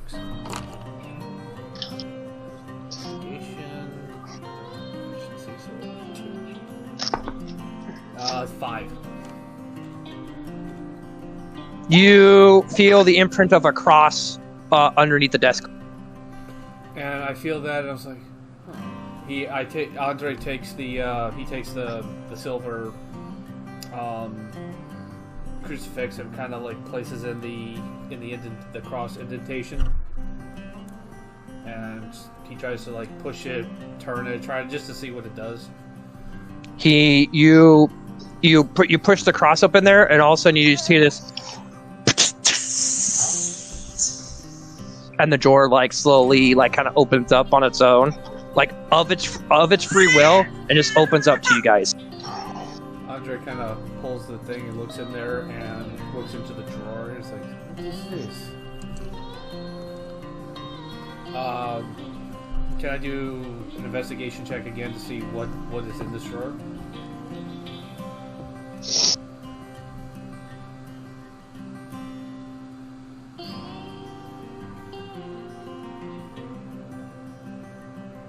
DM?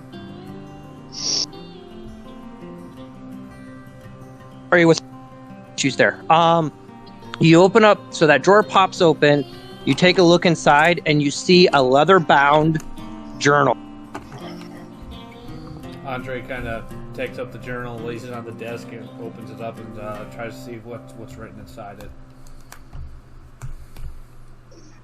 You can't open the diary. You can't open the journal.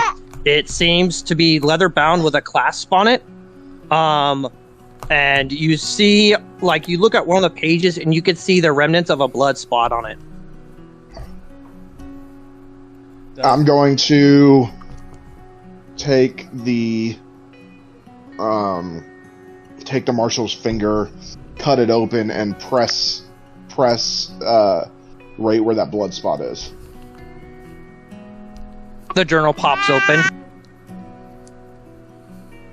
Andre opens it and looks at it. What does it say? What DM would I start reading, looking at the pages, start reading what's in there? You, from what you gather, you see, like, it seems like journal entries, just like what you would normally put, like, in a journal, like, dear journal, today is my wife's, 33rd birthday. And for today, I got her, for the 10th time. So today I got her, I took her for a nice horse trip around town. You notice, like, the earlier on in the book, you see the writings of a happy man, but towards the later half of the books, it seems more like anger and more possessive. Andre kind of skips to like the last few pages and starts reading the entries, see if there's any mention of like dealings with some kind of demon or hellspawn or something that would indicate where his wife disappeared to, and get an idea of who's actually behind a lot of the like everything. Hang on, give me one. I will say Tan kind of pulls Whitley over to the side. Perhaps we should check the ceiling of the place that his child went missing? We should probably... Is that not possible? I don't think they were dispatched. I think they were taken as a message. Perhaps. And if we find out who it was, we may be able to find out where they are and know what we are dealing with, besides the obvious of a minion of hell. Lucian being quiet, just pull something out of the pocket, look at it real quickly, and then put it back in while just waiting to see what they're doing. Andre looks over at Thad Maxwell and says, "That drug you gave him, how long will it last?" Oh, let's just say he'll be feeling pretty good when he wakes up in, I don't know, man. How much did I give him? Maybe not more than 2 days. He'll be okay. He'll be fine. Where did you go to medical school? You know the election ends today, so he needs to be up on a stage tomorrow morning. That's assuming he wins. Okay. No, not a problem. I got it. I'll fix him a cocktail. When it came to bite him in the butt. Then I'll start going through my bag, mixing some stuff, getting something ready. You see the last entry of the journal, which has been dated about 3 weeks before this election day, and it reads, "I can't believe he'd changed the terms of the deal. I made a pact with a rich man, not some devil spawn. He said I'd be in term for 3 years, or I'd be in office for 3 terms, and I've only served 2. This is unbelievable. I can't believe that he would do this to me. This is unfair." And then you watch as it just sort of trail off from there. Andre kind of closes the book and says, "We're running out of time. Who knows who the mayor may not be in any state of waking up soon, but that doesn't mean the sheriff or his deputies will not show up soon." He kind of takes the journal and just kind of stuffs it in his little coat, in his little frock coat, and says, "Are you stealing?" And he said, Andre looks over at Lucian's like, "This man is working against the good people of this town and our Lord. I do believe the good Lord will forgive me for borrowing this. I have no intention of keeping it. And besides, if it helps us find the missing people and helps save them, I do believe my soul is intact." As he kind of just makes a quick sign of the cross and asks a prayer for forgiveness for taking the journal.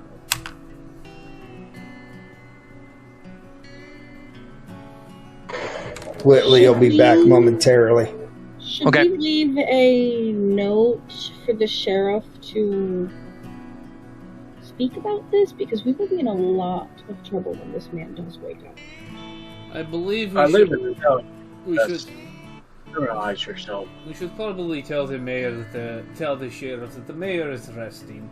I doubt the mayor will be inclined to tell the sheriff what has happened here, for fear of making himself look bad. He would have to explain certain things that are not here in the city. In that case, we should put him in his bed, right?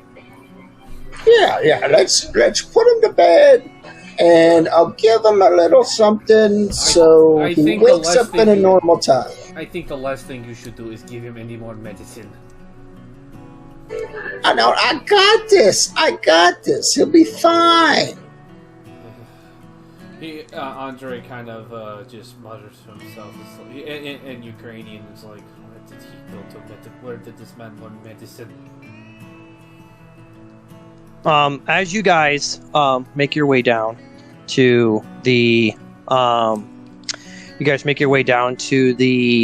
center of the city hall, Because I'm assuming you guys were leaving at this point, or are you guys rifling through the drawers? I guess I should have been more specific. Andre's got. I think we got all the drawers, correct? Yeah, we didn't find GM when I was searching through the drawer. They didn't find anything else of noteworthy other than. No, unless you want business transactions or like maybe his gossip journal, but you know. No. We have the journal. We have the secret journal already. So if we need to refer to it. Yeah, I was gonna say, did that journal say anything about like a name? That's what I was looking for. I went back to see if there was anything, but I had to look at it further, examine it further. Probably not the best idea to start investigating like that when the sheriff can walk in and notice that the mayor is unconscious. If you'd like to stay out of town for a while, I'm sure my tribe would let you guys chill with me. I'd prefer to stay as close to this as possible. Let's wake the mayor up and give him something that's going to wake him up in a few minutes, and then we'll get on out of here. You trust him to get... Not a problem. When it comes to drugs, he's probably the best expert here. Considering he put this man out for 2 days. Youngins can believe anything. He'll be fine. Watch. And after you concoct it, you inject it into his neck, and almost immediately you see like his muscle like kind of like twitch, like, but like he's still unconscious. All right, everybody out! Go! And on our way out, after we close the door and we go outside as we pass the sheriff, He does not want to be disturbed even by you. He's pretty distraught. I guess after meeting your ragtag crew. This is the worst case of exhaustion and stress I have come across in my life. So just let him be. You, they kind of just kind of shake their heads, but they stay silent and they seem positioned right outside the doors. As you guys, what are you guys doing from here?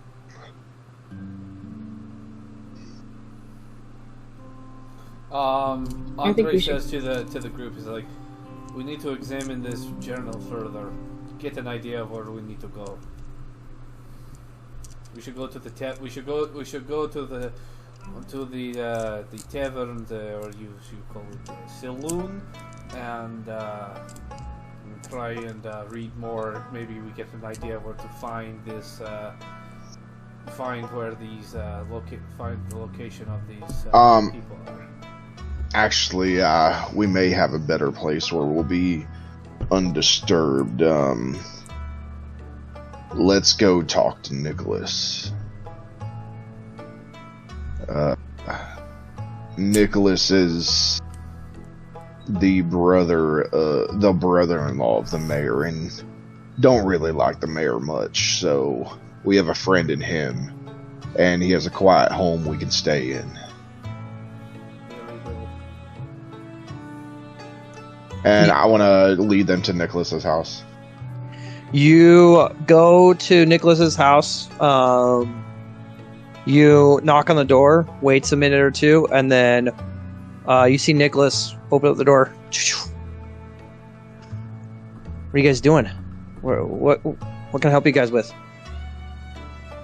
We believe we have some new evidence that your brother-in-law may know more about the disappearance of his wife and such.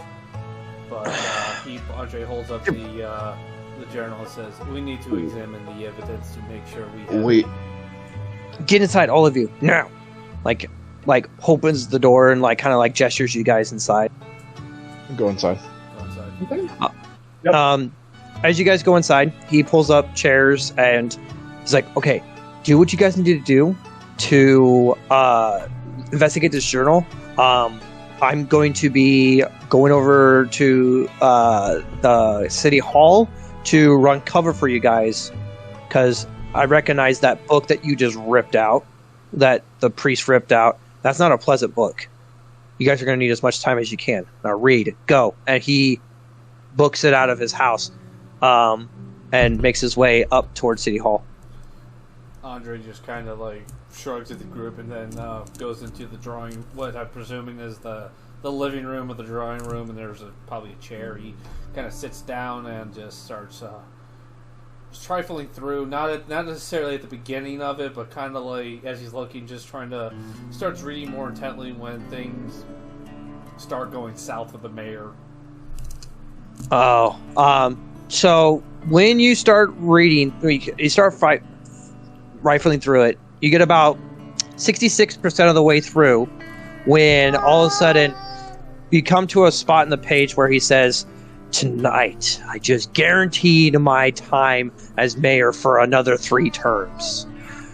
I have made a deal with a rich and powerful young entrepreneur who will remain anonymous for anonymous sake.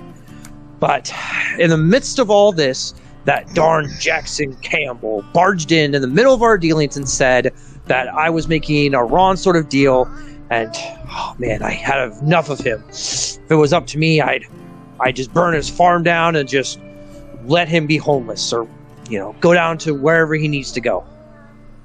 Andre reads this and kind of says, "It appears our Mr. Jackson Campbell knew a bit more than he let on before. We should, or at least he didn't. He seemed to have known more than he may have known. It appears Andre kind of relays what he just read to the rest of everybody. Strange that he wished exactly what happened. Yes, strange indeed. Perhaps this entrepreneur wasn't that of the human variety." I tend to agree. Andre keeps reading on from that point, trying to see if there's any more references, entrepreneurs, see if the mayor dropped a name or some other kind of clue as to who this entrepreneur might be. Yeah, sure. You keep reading. There's no mention of the entrepreneur again until about a few pages before the end, where he states, "I thought I had a deal with that entrepreneur. All those years I've stayed in office, and I still am guaranteed one more term before I get opposition. But now I have 2 candidates on my running poll, and now I'm supposed to deal with this? Something must be done. I must see that entrepreneur. Must meet with him. Something has made this deal go awry, and I intend to find out who made the deal to counter my deal." Andre again conveys what he just read to everybody else. He says, Lucian's been listening, but he's been sitting by a window watching it outside as well. Make a perception check, Lucian. What do you want? D10, please. Okay. Because you're looking back at trying to listen to what Andre is saying, but then you're also peeking out.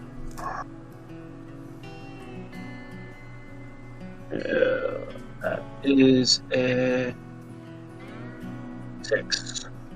You see a large hulking figure that started like towards the center of City Hall, and then you see him kind of like look directly towards the house, and then just like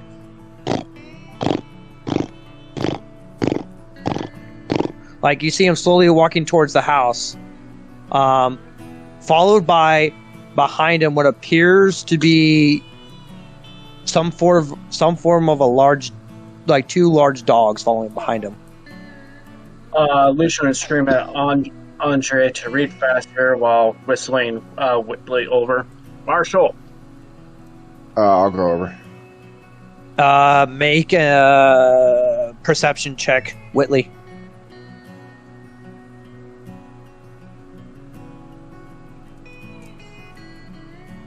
Five. Okay.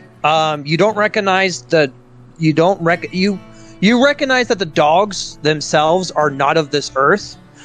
They are something abnormal.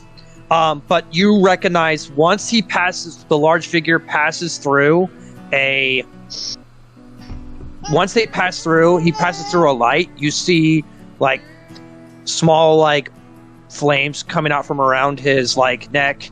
You recognize this as a form of demon known for more brawn and fighting than they are of like smarts. Like this is like a big dumb troll demon essentially. I'm gonna look to everybody. Andre, put that away. We have company. Everybody, let's go. And I'm going to grab both of my pistols, kick open the door, and walk outside with my pistols out.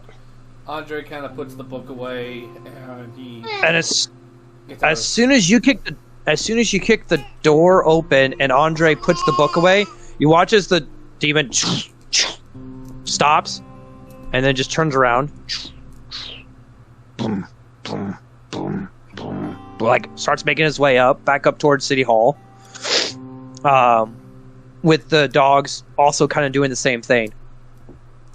I'm gonna yell out to him, Damon, come and meet your demise. He just turns around. You have book. Andre, hold up the book. Andre just kind of he just kind of steps out and just kind of pulls out the book and just kind of is like, is this what you speak of, demon? Is this what you come for? And at this, you see his eyes flare up. And he crouches down into a linebacker position, like a linebacker pose. And he full on charges towards Whitley. Roll initiative, guys. Woo! We're rolling with the 12. It's a D10 for initiative. D10 and then add your initiative modifier.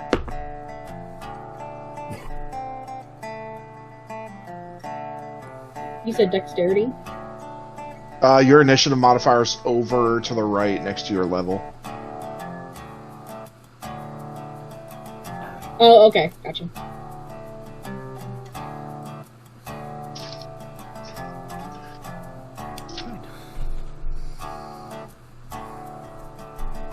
I don't see my initiative. All the way, scroll it all the way over to the right. Hold on, I'll find yours. Your initiative modifier is a 0. I got it. Yep. Because you're not dexterous.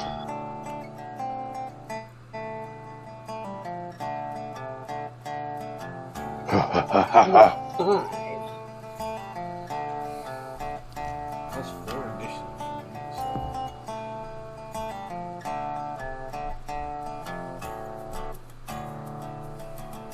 Alright, give me 1 second, guys. I am going to head to get my phone out to text me initiative order.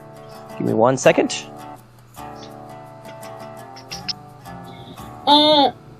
Are you a humane walker or an earth walker? Thad is a humane one. Humane. Oh. Yeah. For those watching that are unaware, this story was written by Ethan, which is why he is DMing, but the entire system, the role system, our character sheets, everything was designed by myself. So that's why it's a different role system. But yeah, so Man, the only thing I wish is that I wish I had an initiative tracker. oh, Man. oh, you mean an initiative tracker like this? Yeah, wish I had one instead of having to text myself one.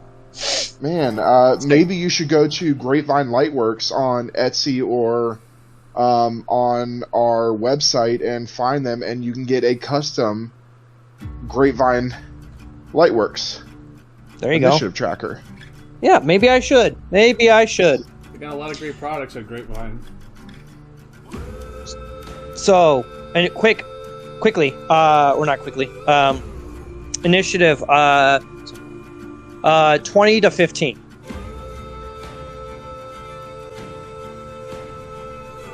15 to 10. Isn't it a D10? Yes, but Yeah, I but you didn't have know. initiative modifier. Yeah, okay. so that's why I was like, went, okay. So then, 10 to 5. 6. 7. I got a 5. I got a 9. 9 for Andre.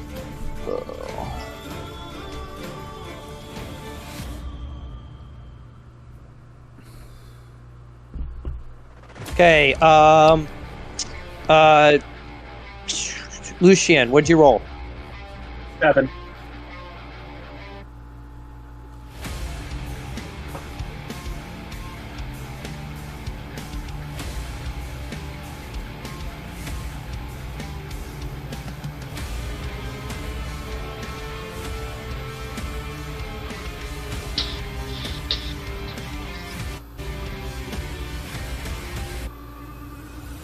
Okay, 6. I heard a 6. Okay, Whitley, what'd you roll? Because I know Tayan got a 5. Yes. Thad, what did you roll? 3. Okay, all right. So then we're gonna go. So there's gonna be Whitley. And then 5 is going to be, we're going to go Tayan first. And then 5 was Hound 1. Hound 1. And then it's going to be, what was Great music. Hellhound 2. Hellhound. And then, sorry, I meant hounds. You guys don't know you guys are fighting hellhounds. Shh. Hell, I don't think hellhounds are copyrighted. We're okay.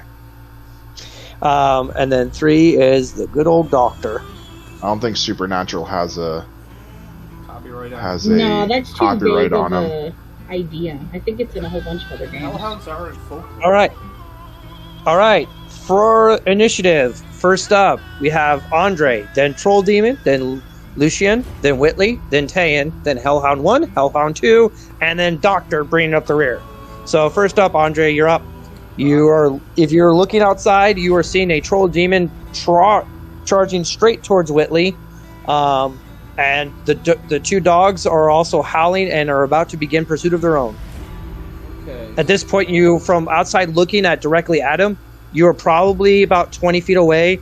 The closest one at this point is Whitley, and you're about 15 feet because you actually kicked the door down, you stepped outside, and took a few steps towards the Troll Demon. So, Andre kind of put the book away, and then he took out his little Coptic cross that he holds. And he kind of just closes his eyes and he holds out and he kind of starts chanting a prayer, and then he just uses his dark burst to blast it right smack dab at the Troll Demon. Okay, roll an attack roll. That would be a D10. Yep. Yes. D10, and then you're going to add what that attack bonus is right next to the spell. And use my new dice that I got from Raven's Dice. Woohoo! Raven's Nest Dice. Check them out on Etsy and our website. Go get yourself a custom set of dice or character-inspired dice from our main campaign. That's a 9. Yeah. 9. 9. That hits. Roll for damage.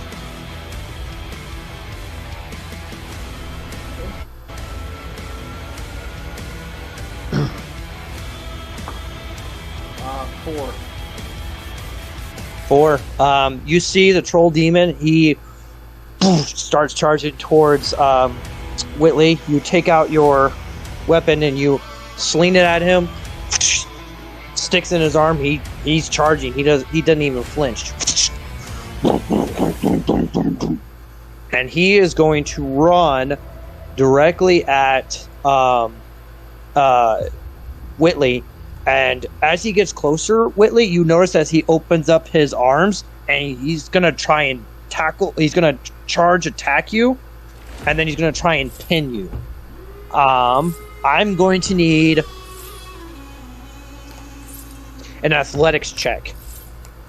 Oh. Athletics or acrobatics? I'll let you choose because I see both. Acrobatics, because I'm proficient.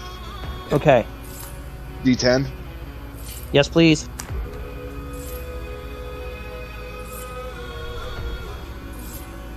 That's a 12. You watch as he just like kind of picks you up and he goes to slam you, but as he goes to slam you, you notice that he made too big of a gap between his grip, so you're able to kind of slip out behind him.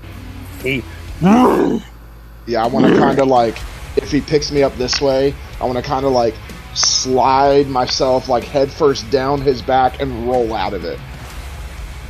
Perfect. That's exactly how he was trying to pick you up, because he was trying to pick you up and then he was just going to try and like back slam you straight into the ground. So I do that. I roll out of it, turn back around, and have both of my pistols ready.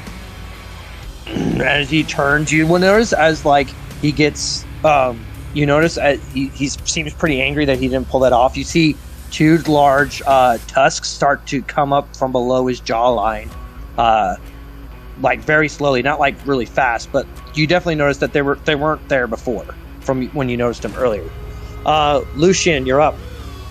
He is going to whip out into the doorway a little bit so he can take aim. He is going to attack. Go after on the Hellhound. Just say Hellhound 1. Okay, Hellhound 1. Okay, roll a d10 please.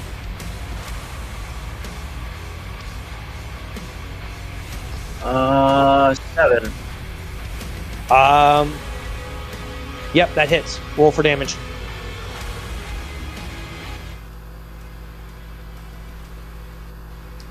Nine. You kind of peek out the door and you see they're beginning to. One of them begins to run. You quickly pull off a shot. You watch as it. You hear one just howl out in pain. He kind of like falls behind. I mean, they're still going, but one of them is definitely like, you took a nice big wallop out of him. Is that in your turn? Yeah. Okay. With that, I believe it is Whitley's turn. All right. How far am I away from the big demon? Probably about 10 feet. Like, I would Perfect. say by the time he goes to, like, he went to throw you up, you kind of used his momentum to kind of propel yourself out of the hold and kind of combat roll before spinning Perfect. around. So on that combat roll, before I get up, I'm going to holster both the weapons, and from underneath the duster, you see him pull out a small sawed-off shotgun. And he is going to fire the shotgun directly at the big demon. Okay. Roll a d10, please. That is 8 to hit. That barely hits. Roll for damage. I am going to use, of course, my Dungeon Master dice, but also the dice from one of our other sponsors that we have had, Soarforge. Look at these awesome dragon dice. Oh, nice. All metal. Chromatic dragon dice.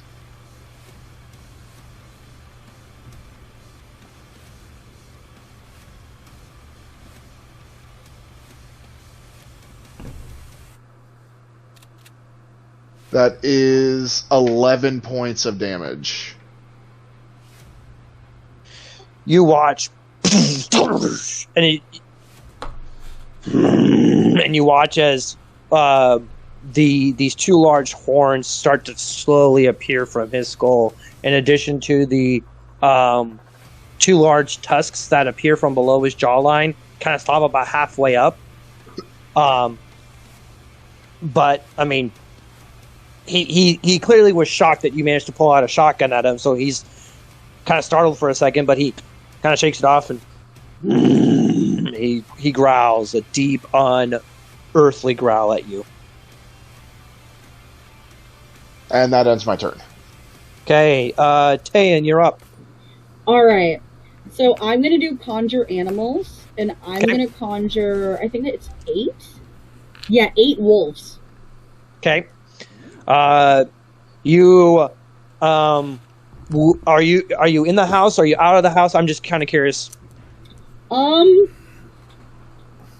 probably, like, right by the sheriff still. Or, Okay. sorry, Whitley. Okay. So you're right outside the house. You conjure these wolves. All of a sudden, you just hear this, and you hear 8 woos just start like rising up like a chorus. It actually, you kind of hear the 2 hellhounds. Like one of them, the wounded one, actually kind of stops and kind of looking around. He's hearing a familiar call, but the second one kind of slows up and kind of trots around and is looking around for these new howling noises. The troll demon kind of hears it, but he's focused on the guy who just shot him. So what are you doing, Tayan? I'm gonna send my wolves for that giant thing.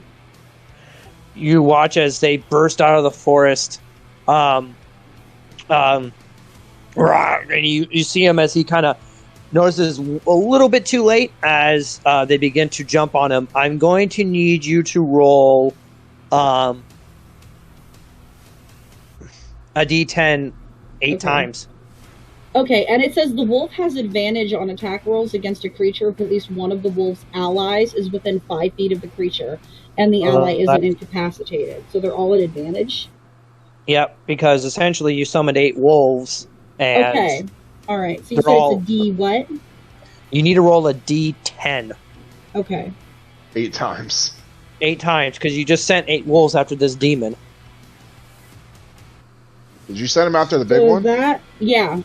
That with advantage was 6 for the first one. Doesn't hit. You watch as the first one goes to pounce, and he just kind of just like somebody grabbing a like kind of like the beast when he's fighting the wolves in the forest. He kind of just takes one and he just kind of throws it away from him for the first one. The second one still with advantage is an 8. Okay, that one, and you see it latch onto his shoulder. Roll for damage. Okay, now the original sheet says 2d4 plus 2. Are we keeping the not the plus 2. Okay, so just the 2d4. Again, for those that weren't in here, 5. This was written by Ethan, but the roll system was created by myself.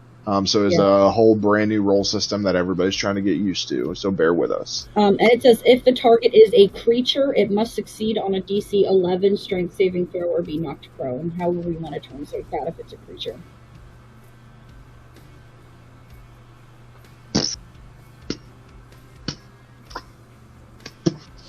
You watch as it takes the full impact of the wolf.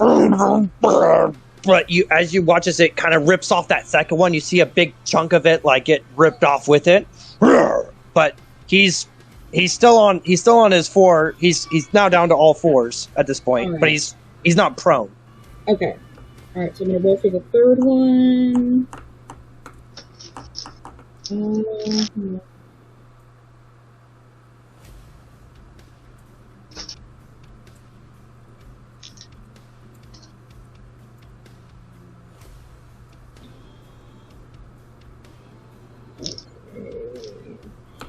Advantage is a 5. Your third wolf pounces in, but he's ready for it. He kind of rears back and just kicks it with his hind feet and just kind of kicks it off. No damage to the wolf, but he didn't hit. Okay, so for the fourth one, that is I think it's a 1, or is that a 7? No, that's a 7. 7. The third, as he rears back to kick the other one, he sees the other one coming also to come at him. he surprisingly agile for how stupid strong he looks. He kind of front flips out of the oncoming wolf, barely misses as he lands right in front of Whitley. Impressed? So now I'm on the fifth. Argos? No. So I'm on the fifth one now, I think. Yep, you're on the fifth one. Okay. Is this the real Argos? 9. As he's trying to show off towards towards Whitley, one of your other wolves hits him from the other side. He's got a nice firm grip on that arm. Roll for damage.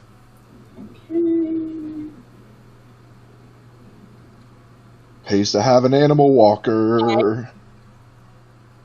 So he takes 5 damage. This time, he is totally unprepared at the strength of the wolf, and he is brought down. He is on the ground. And coughing. Yeah. Way to go, Charlie. Way to emanate our 2 sound effects. Man, that demon sounds a lot like a baby. So, 6-1, go. So did I hit with the 7? No, you did not. You watch as your 7th wolf or your 6th wolf comes in ready to take it on, but as he brought down, he managed to kind of just roll. He's prone, but he missed the pounce. Okay. This one is another 7. That also misses. This one seems to kind of latch. It goes to latch on, but kind of buys. Kind of jumps back. Like what I just bite into. All right, and the last one. Is that a 1? I think that's okay. So I got like a 4.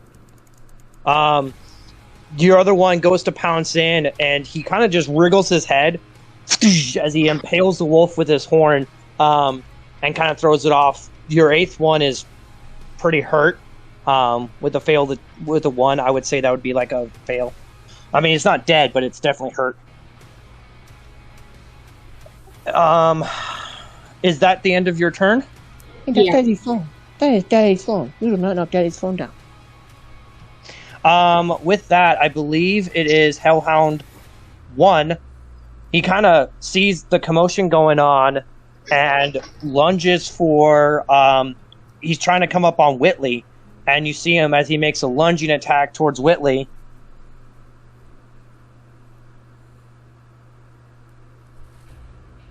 Does a 7 hit?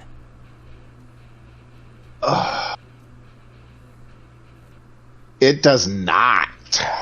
You watch. You also double that. You watch as this. Well, it was a pretty bad roll. It was like a 3, I think. But you watch as this hellhound, like, rah, and you can hear it crumbing up behind you. You watch as you just kind of turn. You just see this massive jaws just like close in, like right where your head was at. The second one goes for a nearby wolf. One that got tossed.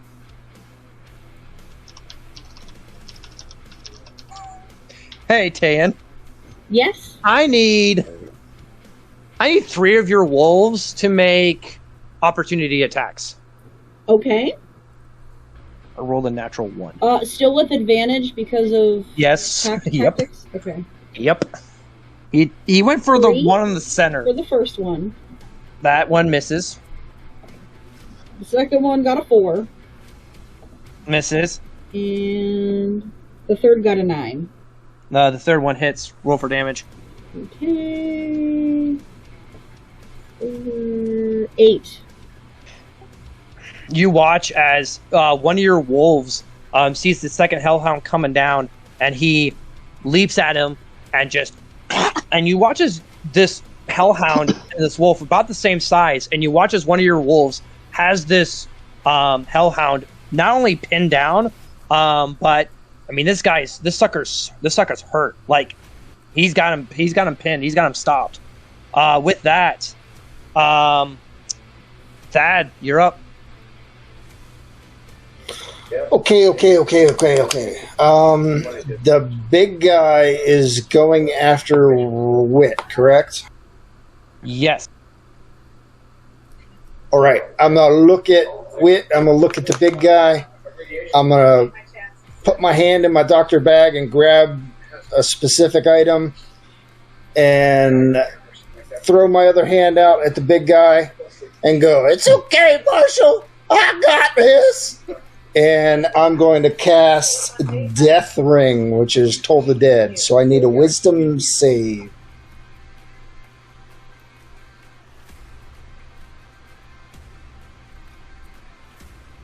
Already dead. As a 4 pass. Negatory. These Sorry, guys are not smart. Toll the Dead. Ring the dead. Ring out your dead. Bring out your Ring out your dead. And he's taken damage already, correct? Oh, yeah. Ethan's so confused because he's probably Excellent. never seen that movie. I have What neither. movie is that from? Monty Python. Nope. Holy Grail. And that's going to be 12 points of damage. You watch as this French. you watch as you call out this Toll of the Dead, and you watch as this demon just like, no, must have book. But at this point, you watch as the horns begin to recede on his head, and the tusks begin to get smaller, and his ears are bleeding. Oh, does somebody have performance issues? Oh, that'll ring a ding-a-ling, you won't it? With that, it is top of the round. If that ends your turn, the good doctor. It does. Andre, you're up. Let's go. You have the big old troll demon down on prone. You have a hellhound that is prone, and you've got a wounded hellhound that is sitting directly behind Whitley. Okay, so Andre kind of sees the troll demon down, and he kind of like moves up over to him so that he's just kind of like looking down on him, and he kind of says, "Christo Domine Sucas," and just kind of blasts down his the dark burst right down onto the demon. So am I to understand you're casting a ranged spell at melee damage? Yeah, kind of like he would be smiting him if the demon's on the ground. What is the spell you're casting? Dark burst. Okay, it's a disadvantage if you're in Yep. melee range. Okay. Yep. That's the reason I ask. So, No, that's fine. Roll a disadvantage. At disadvantage, okay. D10. Yep. Just remember, guys, every ranged attack is at disadvantage if you are in melee range, I remember. including magic spells.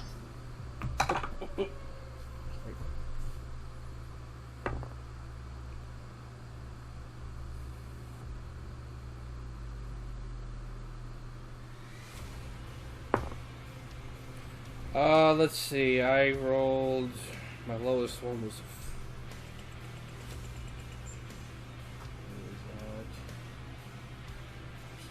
That would be a 7. A 7 misses. Damn. You watch as your spell, you go to smite him, and your spell, he kind of flails out and kind of manages to like hit your hand, and it's just poof. Book, you have book. I need book. As he's like kind of grasping at you, trying to like grab a hold of you in any way, shape, or form. Andre kind of backs off a little just so he doesn't get grabbed by him. All right. You watch as the troll demon goes to. Hey.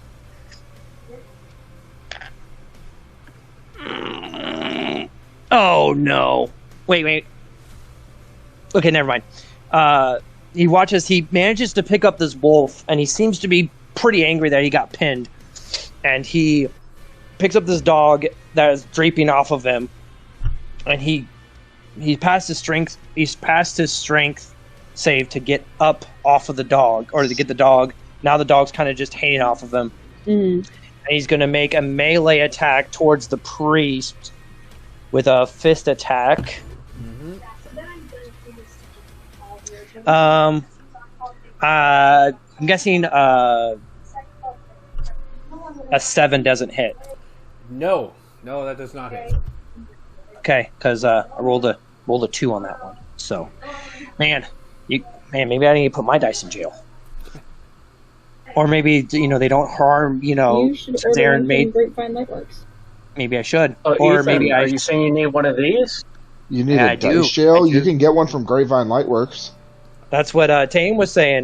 Maybe I need to get an initiative tracker and a dice jail. I did put Secret Mojo in there, so I figured you probably did. I probably can't harm Aaron or any of his friends during combat. That is correct. He watches this demon book, and he goes to swipe at you, but it's kind of like the equivalent of a drunk boxer trying to hit you. You could see it coming from a mile off, and you just kind of step back as he swings past you. Yeah, get away from me, demon. With that, Lucian, you're up. Lucian, seeing that things are now getting crowded, he's going to come out the door and move so he can get a clear shot on the hellhound he saw before. And Sure. He's going to try to shoot it. Okay. Yeah.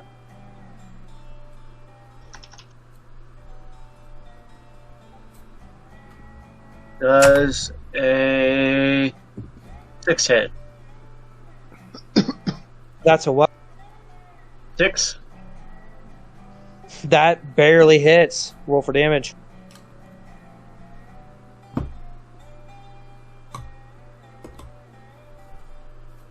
Uh, 15. How do you want to do it? As he moves and crouches down, aiming, he fires straight towards the head. The bolt would not hit the head, but go through the spine. From Whitley's point of view, you watch as this dog, after he takes a bite out of you, you hear this, and you watch as and you hear this, and you just watch as this whole dog just crumbles, turns to ash, and just fades in the smoke. Good looking out, Lucian. And if that ends your turn, Whitley, you're up. Alright, so I'm still right on the big demon, right? Yep, he's still about 10 feet, but now he's focused on. I'm going to use another one of my slots, my action slots, to fire the shotgun again. Okay. You're keeping aware that because of the projectile shot of the shotgun, and he's standing right in front of Andre, that Andre might get hit if you roll a critical failure. I'm okay with that. You got this. You got it. I'm okay with that. At this point, he doesn't give a shit. When he's in the zone of fighting demons, he doesn't give a shit about anybody else. That is a 12 to hit. That hits. Roll for damage. Whoo.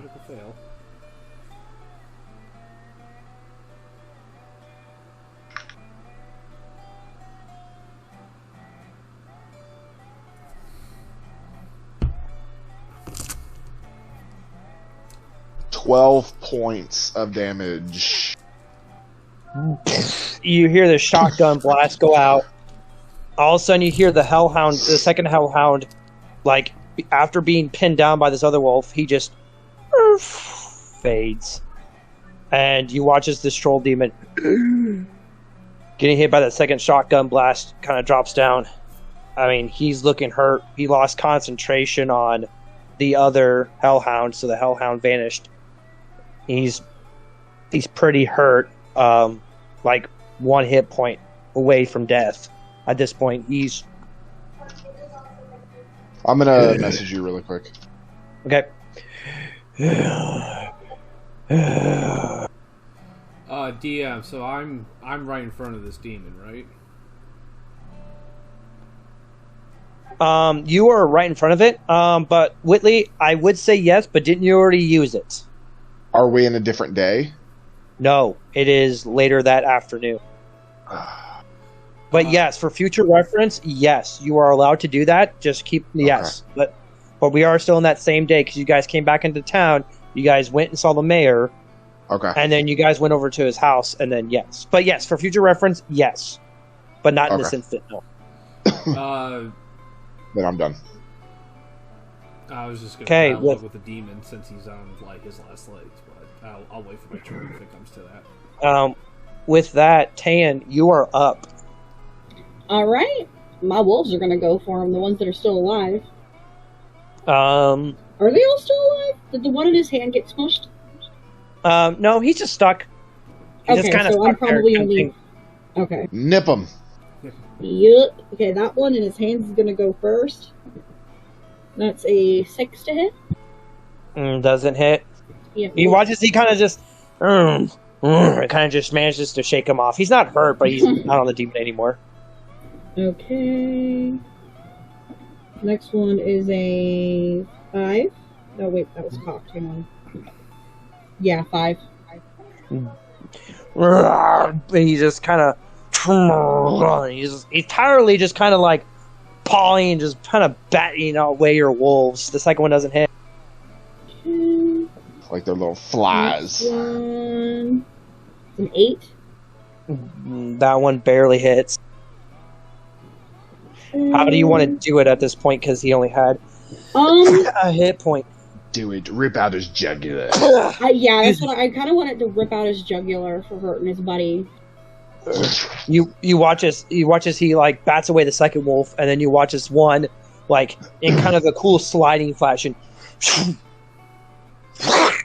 and just pulls out this nice big chunk.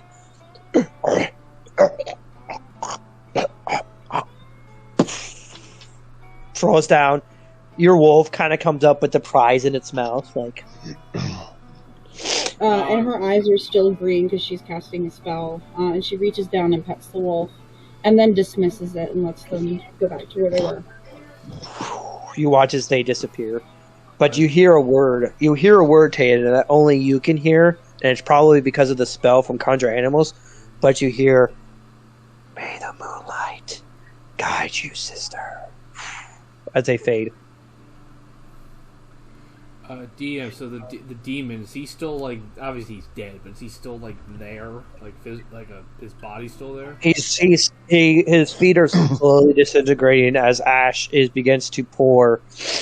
Like ash is slowly taking over his feet as it marches up his body.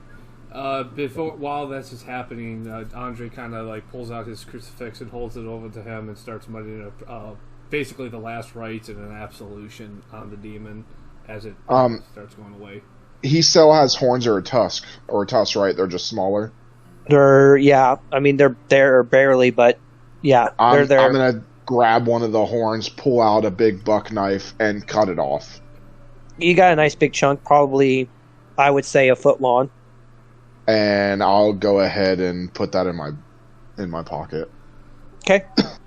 You put it in your pocket as the demon just, as he turns to ash. And then how many demons total were there, including the hellhounds? There was 3. 3. So he's gonna then take that buck knife, and you see him roll up his sleeves, and you guys see scars all the way down his arm, and he takes and cuts 3 more marks on his arm before rolling down his sleeve and pulling down the jacket sleeve. So you do that, and then as soon as the demon, by the way, all people are hearing are gunshots. So you see the sheriff and his posse kind of come down, and wolves, snarling. How the fuck did these wolves come from in the middle of the desert? There's no desert in South Dakota. I would have done coyotes, but it wasn't listed. Oh, you could have said coyotes. I would have just given you the wolves. I'll say coyotes next time. Coyotes are more apt in South Dakota. Yeah. But this is the 1800s. Wolves probably were rampant then. I wouldn't. South Dakota's a shithole. Sorry if you're from there, but I hate it. Sorry. But anyway, So we, you see the sheriff and his posse come down. Marshal, did you hear? Please explain to me why there's been gunfire and stuff going on in this neck of the woods. It's nice of you to join us, Sheriff and Deputy. We had to secure the town. We heard gunshots and gunfire going off. We had to make sure the town was safe first before coming down here. Of course. Well, we took care of a little something, and he's going to point to whatever's left of that demon before it fades away. He looks down. He sees it. I don't know what creature you managed to kill down here, but make sure you fill out. You know the hunt laws around this neck of the woods, so make sure whatever you hunted, make sure you clean up after yourself. And he holsters his gun and motions to his few deputies, and they go back up into the city, back up into the town. Oh, maybe we should just let these demons kill those two. Andre's like, we can never let the forces of evil gain any kind of a foothold, even against those two bureaucratic morons that over there. As he gestures over to the deputy and sheriff leaving. This book must be something important. If this demon was sent after it with these hellhounds, I don't think it needs to go back to the mayor. I agree. We should burn it. It holds information. Let me hold on to it for a minute. I am quite capable of holding on to it. Let me hold on to it for a minute. He kind of eyes the Whitley a little suspicious, like, why do you wish to hold on to it? Because I'm the law around here. And I am... I told you when all of y'all started this, it's my way or the highway. He did. Andre just still kind of eyeing him suspiciously, takes out, it's like, I trust you will return this to me at some point. I don't know why you were so obsessed with this book that you didn't want to give it up. Why If it reminds him of his word, God. Do you have a certain interest in it as of right now? Because a demon came charging at us to get the book. Yes. So, Andre hands the book over. Do I see any markings on the outside of the book that I would recognize? No. It's pretty much just like a leather-bound book. On the outside, it looks like a normal book on the outside, like a normal leather-bound diary, I guess. There is some information in here that was vital enough that the demon came to retrieve it. We must examine it again. Find hidden meanings. Did you, Andre? Did you close the book?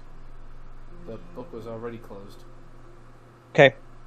I want to see. I want to cut my finger and place it on the book and see if it opens it. It opens the book, but when you look inside, you see empty page, empty pages, empty pages, empty pages, empty pages. Yep. The book. I'm gonna close the book. Andre, let me see your hand. Andre holds out his hand. I'm gonna cut his thumb and place it on the book. You could have warned me first. Opens up the book. The book opens. Blank page. Blank page. Blank page. Blank page. Blank page. This is probably need Whitney's blood. This is interesting. This reacts to blood. It'll open with anybody else's blood, but we can only see from what I'm gathering, this page reacts to whoever's blood, so I could write in it. Actually, I want to test that out. I want to open it with my blood. I want to write in it, close it, and then put Andre's finger back on it and open it again to that page I wrote on. Okay. You write in the book. You close it. You use Andre's blood. You open it back up. The page you open to is blank. Just what I thought. We can only see who wrote in this with their blood. So none of us will. Is there some of the demon left? Only what you have of the horn. Do I have any of the scalp when I Nope. cut the horn off? Not unless you deliberately cut it at the base. Which I would have. I would have cut it at the base to get as much of the horn as possible. You have some of the scalp, but not the whole thing. Is there any blood on the scalp? Yeah. Okay, I'm going to pull that horn out, touch the blood to the book, so that there's demon blood on the book, and then open it and see what happens. The book opens in a flash, and the pages start flipping back and forth, and they start getting faster. And faster.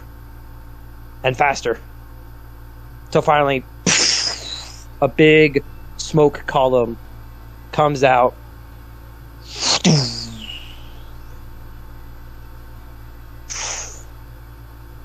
And you see a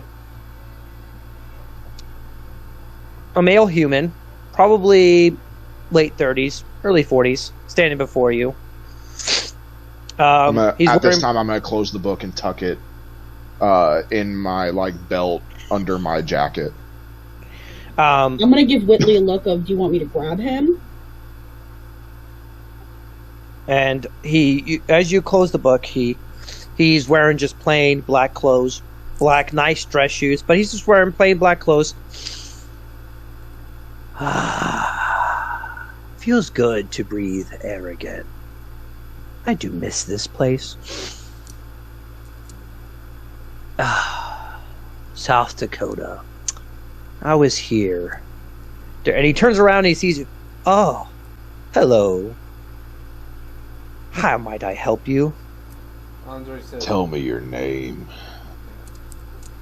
I don't have a name. I go by many names. I mean, you can call me whatever you want. But most call me the servant of the book. How about Dead? Would you like me to call you that? Were you the one that summoned me using demon's blood on a book? On a demonic book? Of course I was. Then you can call me Dead. I don't care. He entirely doesn't seem unfazed by this. What is your purpose? I am a servant of the book. I give suggestions if one asks the book a question. I offer suggestions or answers if it's simple enough. Have you given answers or suggestions to Mayor Whitestone?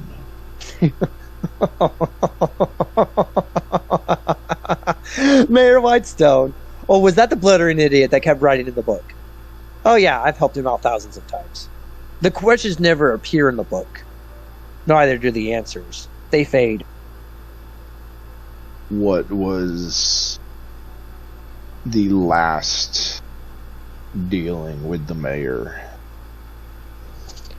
I believe he asked me. And at this point, he kind of just walks up to you and he puts an arm around you like a buddy, kind of like a buddy hug.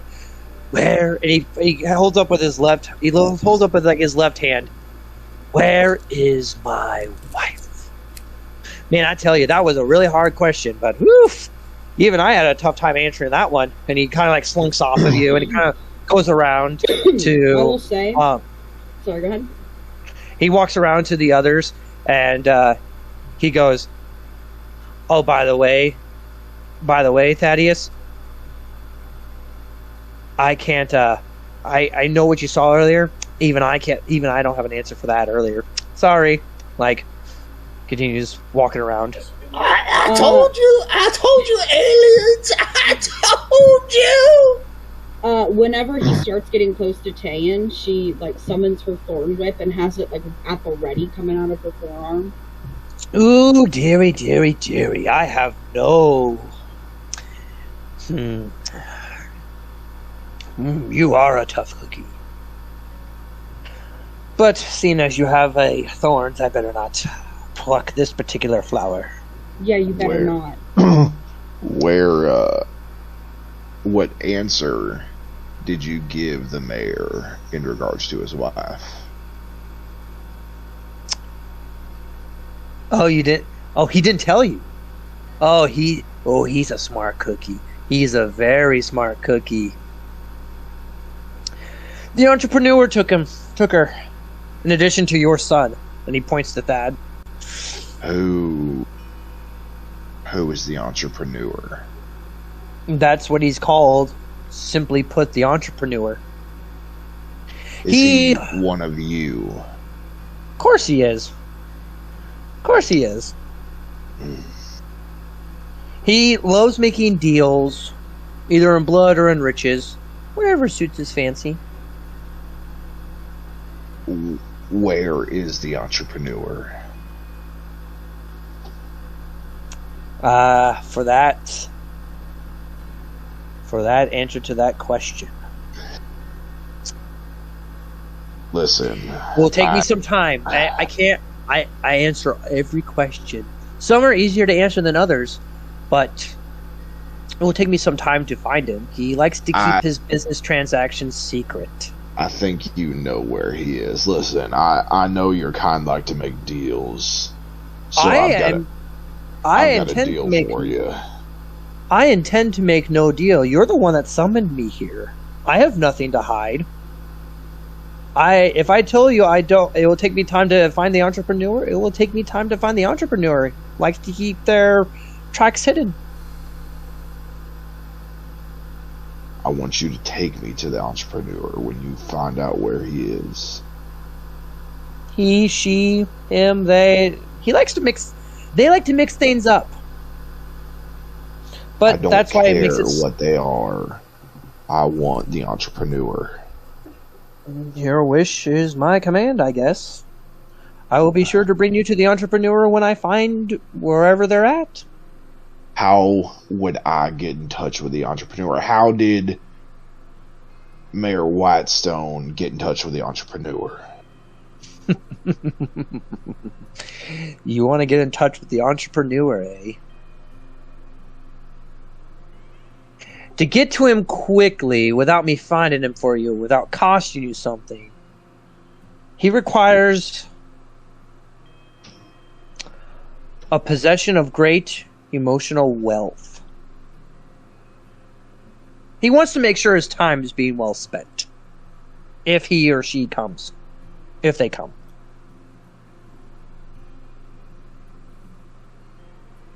I want to speak with him.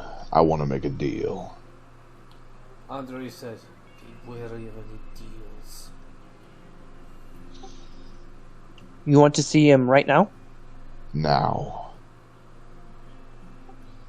Alright. And he walks past you and he walks up. He just walks up towards the center of town. First, I want you to do something for me. Spins around. If it's within my power. This, I'm sure you know the ability that I possess. Oh, you're famous. From this. Oh, you're quite famous down where I'm from. Oh, the big man downstairs. He says hi. He can't wait to meet you.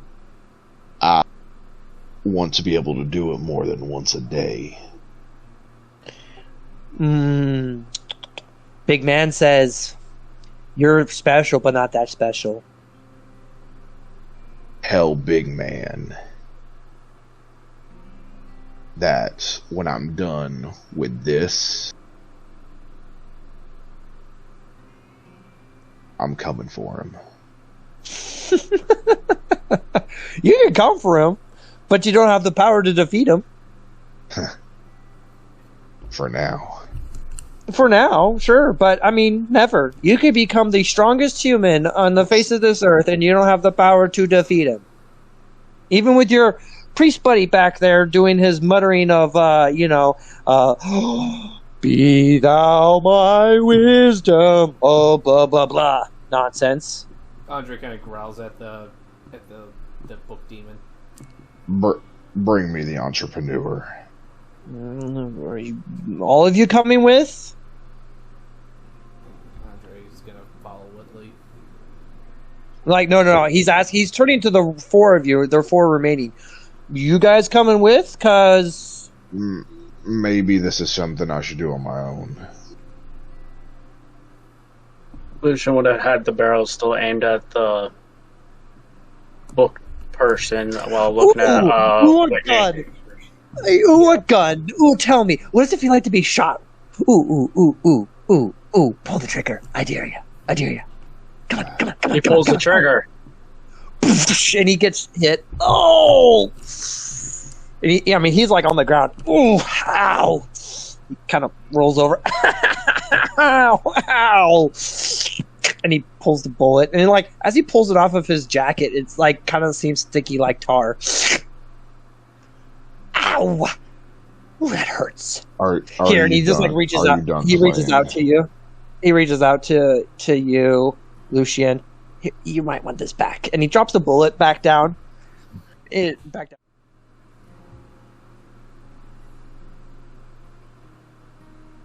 Okay, we are back. All right, camera, Andre. All right. So sorry for the connection issues we've been having. Seems like we all have a little bit of technology issues tonight. So, just to make things clear, if you wish to partake and talk to the entrepreneur, you need to provide an item of emotional worth.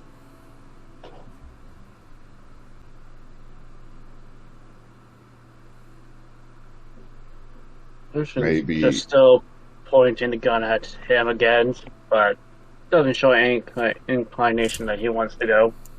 Maybe I should do this on my own. I do not willingly walk into the lion's den, but I wish you luck. Andre just kind of nods at Whitley and is like, "Go with God, my friend." So, is Whitley the only one going? Yeah. Okay. No. Or Thad, you're going? Yeah, Thad's gonna go. Okay. So Thaddeus she's going to stay here and set up camp because she's assuming they're probably going to be gone for a little bit. Well, yeah, as you're setting up camp, you do realize that you still hear a gentleman barely walking around in town as the book demon has taken Whitley and Thaddeus away. You do hear like what appears to be a commotion going on from in town of center of City Hall. Like just more like, have you voted? Have you voted? Have you voted? Have you voted? Have you voted? Have you voted? Just this constant just circling of stuff. Andre kind of like comes up to this man. He's like, "Sir, why are you so worried if everyone has voted?" We've done a preliminary count on the votes. It's 204 to 204. We're locked in a tie. There's never been a. Have you voted? I voted. I voted. Everybody seemed to have voted. Wait, have you voted? Have you? And he points to like he just points to you, Andre. He points to you, Lucian, and he points to Tan. Have you guys voted? I am not. I do not live in this town, so I do not vote. Yes, I live with my people. Okay, and he points to Lucian. Have you voted? He talks to our man. Oh my god, I don't even live here. Why does he fucking ask me this? We can't end this in a tie. We can't end this in a tie. Wait. You guys are with the marshal, right? Yes. Good enough. He just rips out like a voting ballot, and he hands one to each of you. Marshal has got jurisdiction over these lands. Technically, any associate of his has also jurisdiction in these lands. Vote. And he just like throws like 3 voting ballots at you guys, like telling you guys to vote. In paper? Yeah, it's paper. Lucian tears his up and just tosses it back. Okay. Thanks for trying. Andre says, I must ask for your forgiveness. I do not know much about the other candidates, and what I know of the mayor so far is not very flattering. He just kind of politely hands the paper back. And besides, a man of God should not be involved in the politics of man. He takes the paper from you. I turns have to no Tayan. interest in this either. I'm just here to keep my people and everybody else here safe. So as long as that's done, I don't care who runs the town. He takes the paper and he heads back up into the town without another word. He just kind of shakes his head and is like, such a strange thing, elections. We never had it back home.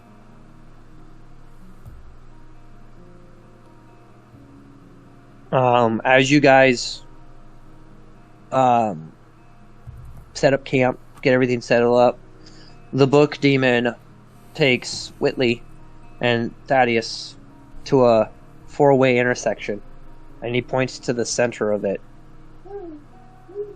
If you want to summon the entrepreneur, your prized possession goes in the center. I'm gonna walk up to the center, dig a hole. Whitley would know pretty much how to do this just from his experience with demons, and I'm gonna dig a hole. I'm going to pull out a flask. Okay. And I'm going to look back at Thad and the book demon, and funny,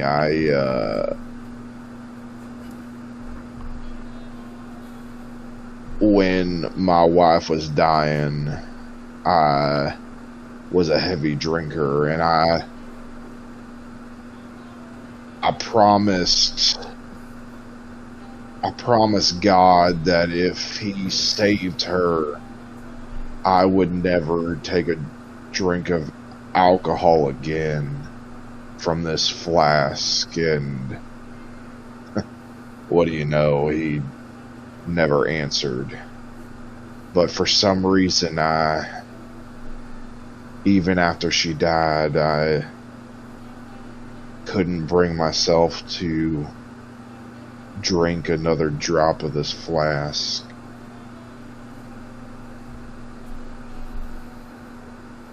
And he places it in the center.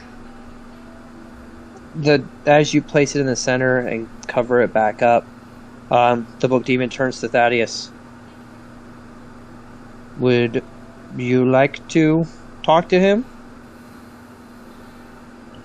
Well, you know what they say. When in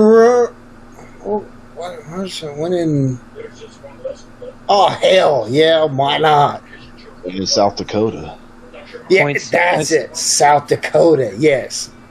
Points to the center and says, "Put your prized possession."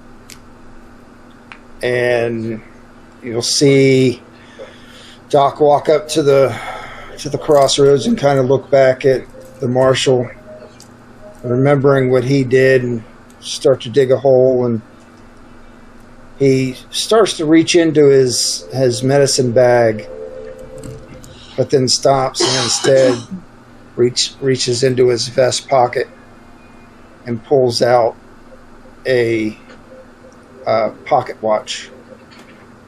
And he kind of flips it open, and you see a single tear roll down his cheek, and he closes it and puts it in and covers it up. Doesn't say a word.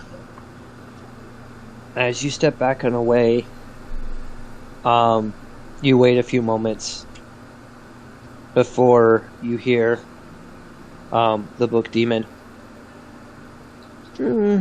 He waits for a second. Oh, the entrepreneur is nearby. And he also it's like, well, if you need me, I'll just ask. And he disappears from sight. You can get the sense that he's there, but he's gone from sight. When you hear not even like a whoosh, not even a sound, but you just hear, Marshall and the doctor. How pleasant of you to join us. And you turn around, because it's coming from behind you. You turn around and you see Miss Knowles standing with Thaddeus' son. How pleasant of you to join us. You're the entrepreneur. I am. This is Miss Knowles. I thought it'd be more convenient with a familiar face you probably knew. Where is Whitestone's wife? She's nearby. Close. You guys were close earlier. I believe the farm. The farm. Oh, you guys didn't check down in the basement, where he keeps the extra hay bales. Made it nice and comfortable for her. Not a monster, after all. I was planning on returning him if he won the election. But seeing as it stands still, that might change. What do you want with these people? What do I? I don't want anything with these people. Do you know where this sits on top of? This is the central point of everything from the north to the south, as far as the road less traveled. This is a central highway for my kind to walk through. Whoever has control of this essentially has control of toll roads in our line of speaking.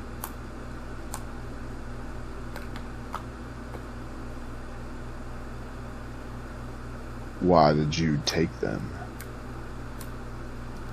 Well, frankly, I thought Mayor Whitestone would back out the election. And I took the boy because you guys started meddling into problems that I thought you guys would look somewhere, and I would just conveniently drop the boy away from town. I would return the boy unharmed. In fact, he lets go of your boy Thaddeus. She lets go, and your son's just kind of standing there. Boy, come here.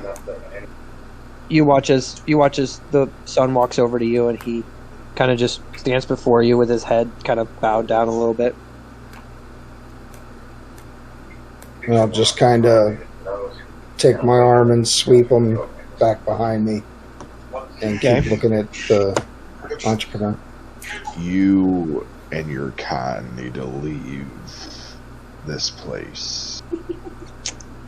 Well, you see, this kind of puts us in a predicament.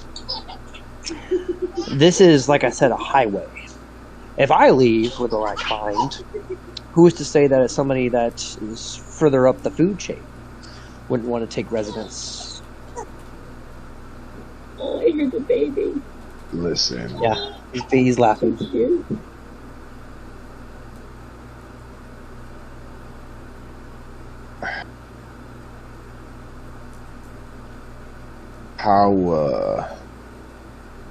How attached are you to your boss?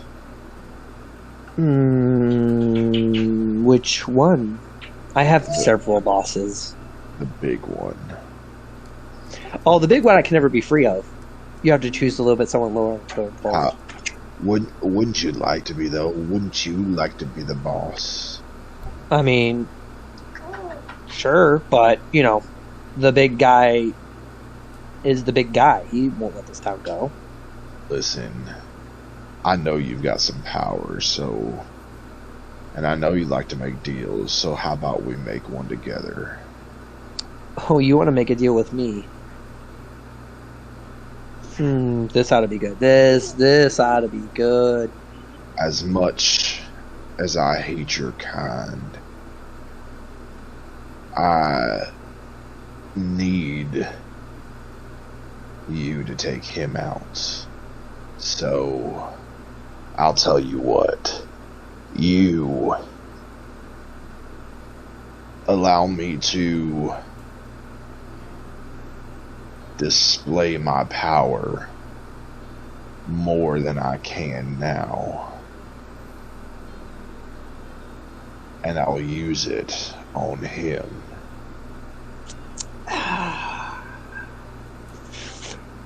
See, this is where we also arrive at another problem.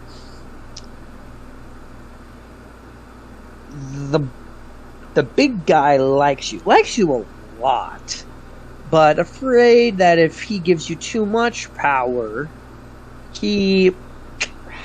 let's just say he lose a lot. I mean, he's not worried about his life, but kind of afraid that you are seeking too much power as it is. But there is a way, and you're not gonna like it. And what is that? Summon your book demon. I mean, I can do it, but I figured you probably would like this answer better than coming from him rather than from me. Just to reaffirm my facts. What do you want with it? With the book demon? Nothing. I could kill him if I wanted to, but I pretty much want to say this, so that way you know I'm telling you the truth.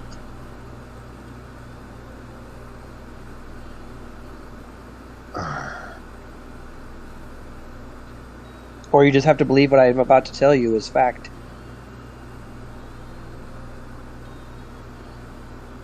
What? If you want to use your powers more than once a day,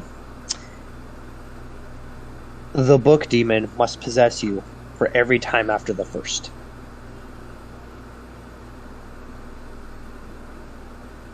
Listen, can he hear us right now?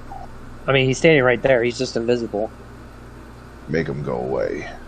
Back in the book. You're the one that summoned him. I can make him go away, but I mean, if you want to summon him back, you're gonna have to use that devil's horn again. And I'm gonna use it just to be able to put him back in the book so he can't hear me. You can hear him. Ah, crap! As the book. Now, I've learned a few things over the years, and listen, I'm just gonna be honest with you because I fucking hate all of you. I'm just going to use a ritual, incantation, whatever it is, to pull the demon out and into me, and then he'll always be with me. That'll give me more power. Sure, and then I'm coming after you. Sure, but the question is, whatever demon or devil that you summon to quote unquote share, is it gonna be strong enough? I mean, the more uses, I mean, you know it. But when every time you use your power, it gets a little bit harder to use from then time on, right? Is he standing over, like, over that centerpiece where we laid the stuff down? The entrepreneur is, like, on the other side, but yes, essentially. So he's right around that area? Yeah. Well, you see, the problem is you can't go anywhere. I mean, I can walk anywhere. I can walk anywhere I want. I just chose to come here because somebody called with a tantalizing price. You see, there's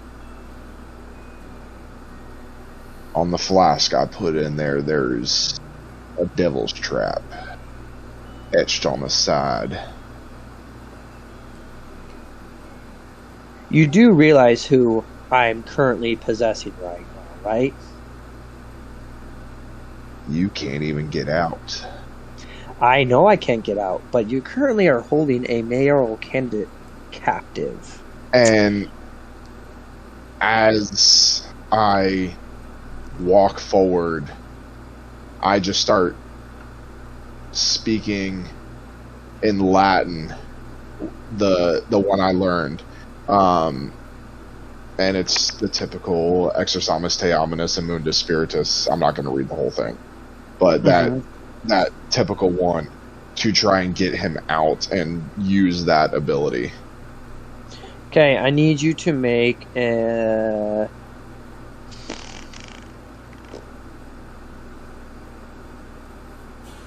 I need you to make a Arcana check with a D12. D12.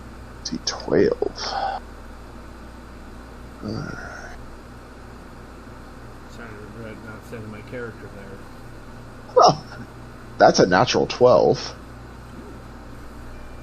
Okay. Plus 3. Okay. As you finish the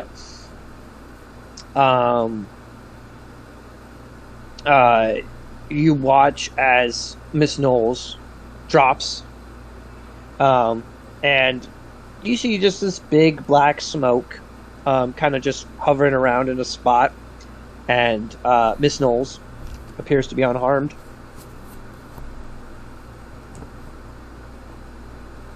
I am going to try and do my own incantation. My piece is alive. There's only passion incantation to pull that demon into me and take his power. Roll another D12. Straight, no Arcana check. 10.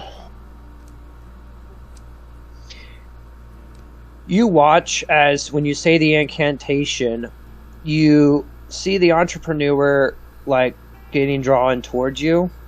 But as you finish, the devil, he pulls away.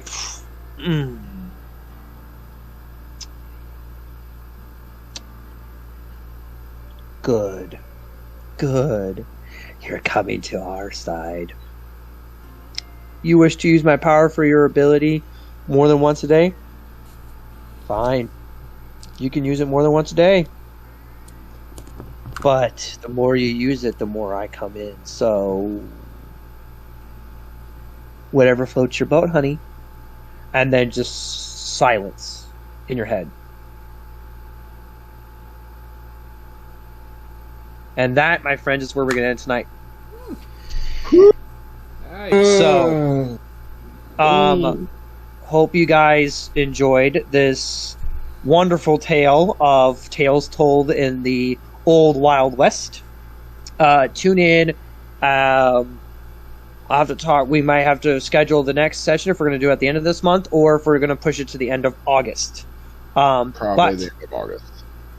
But for the meantime, guys, I just want to wish you all happy 4th of July. Stay safe this holiday season, or this holiday time period. Enjoy, and then join us on Wednesday for Behind the Curtain. Yes, join us Wednesday. Please join us Wednesday. Yes, please join us Wednesday for Behind the Curtain, as we're going to discuss, well, behind the curtain stuff. I hope you guys enjoyed this episode, and join us. If you don't catch us Wednesday, catch us next Sunday as we pick up the campaign once again, as we roll the damn dice. Good night, everyone. Good night. Good night. Good night.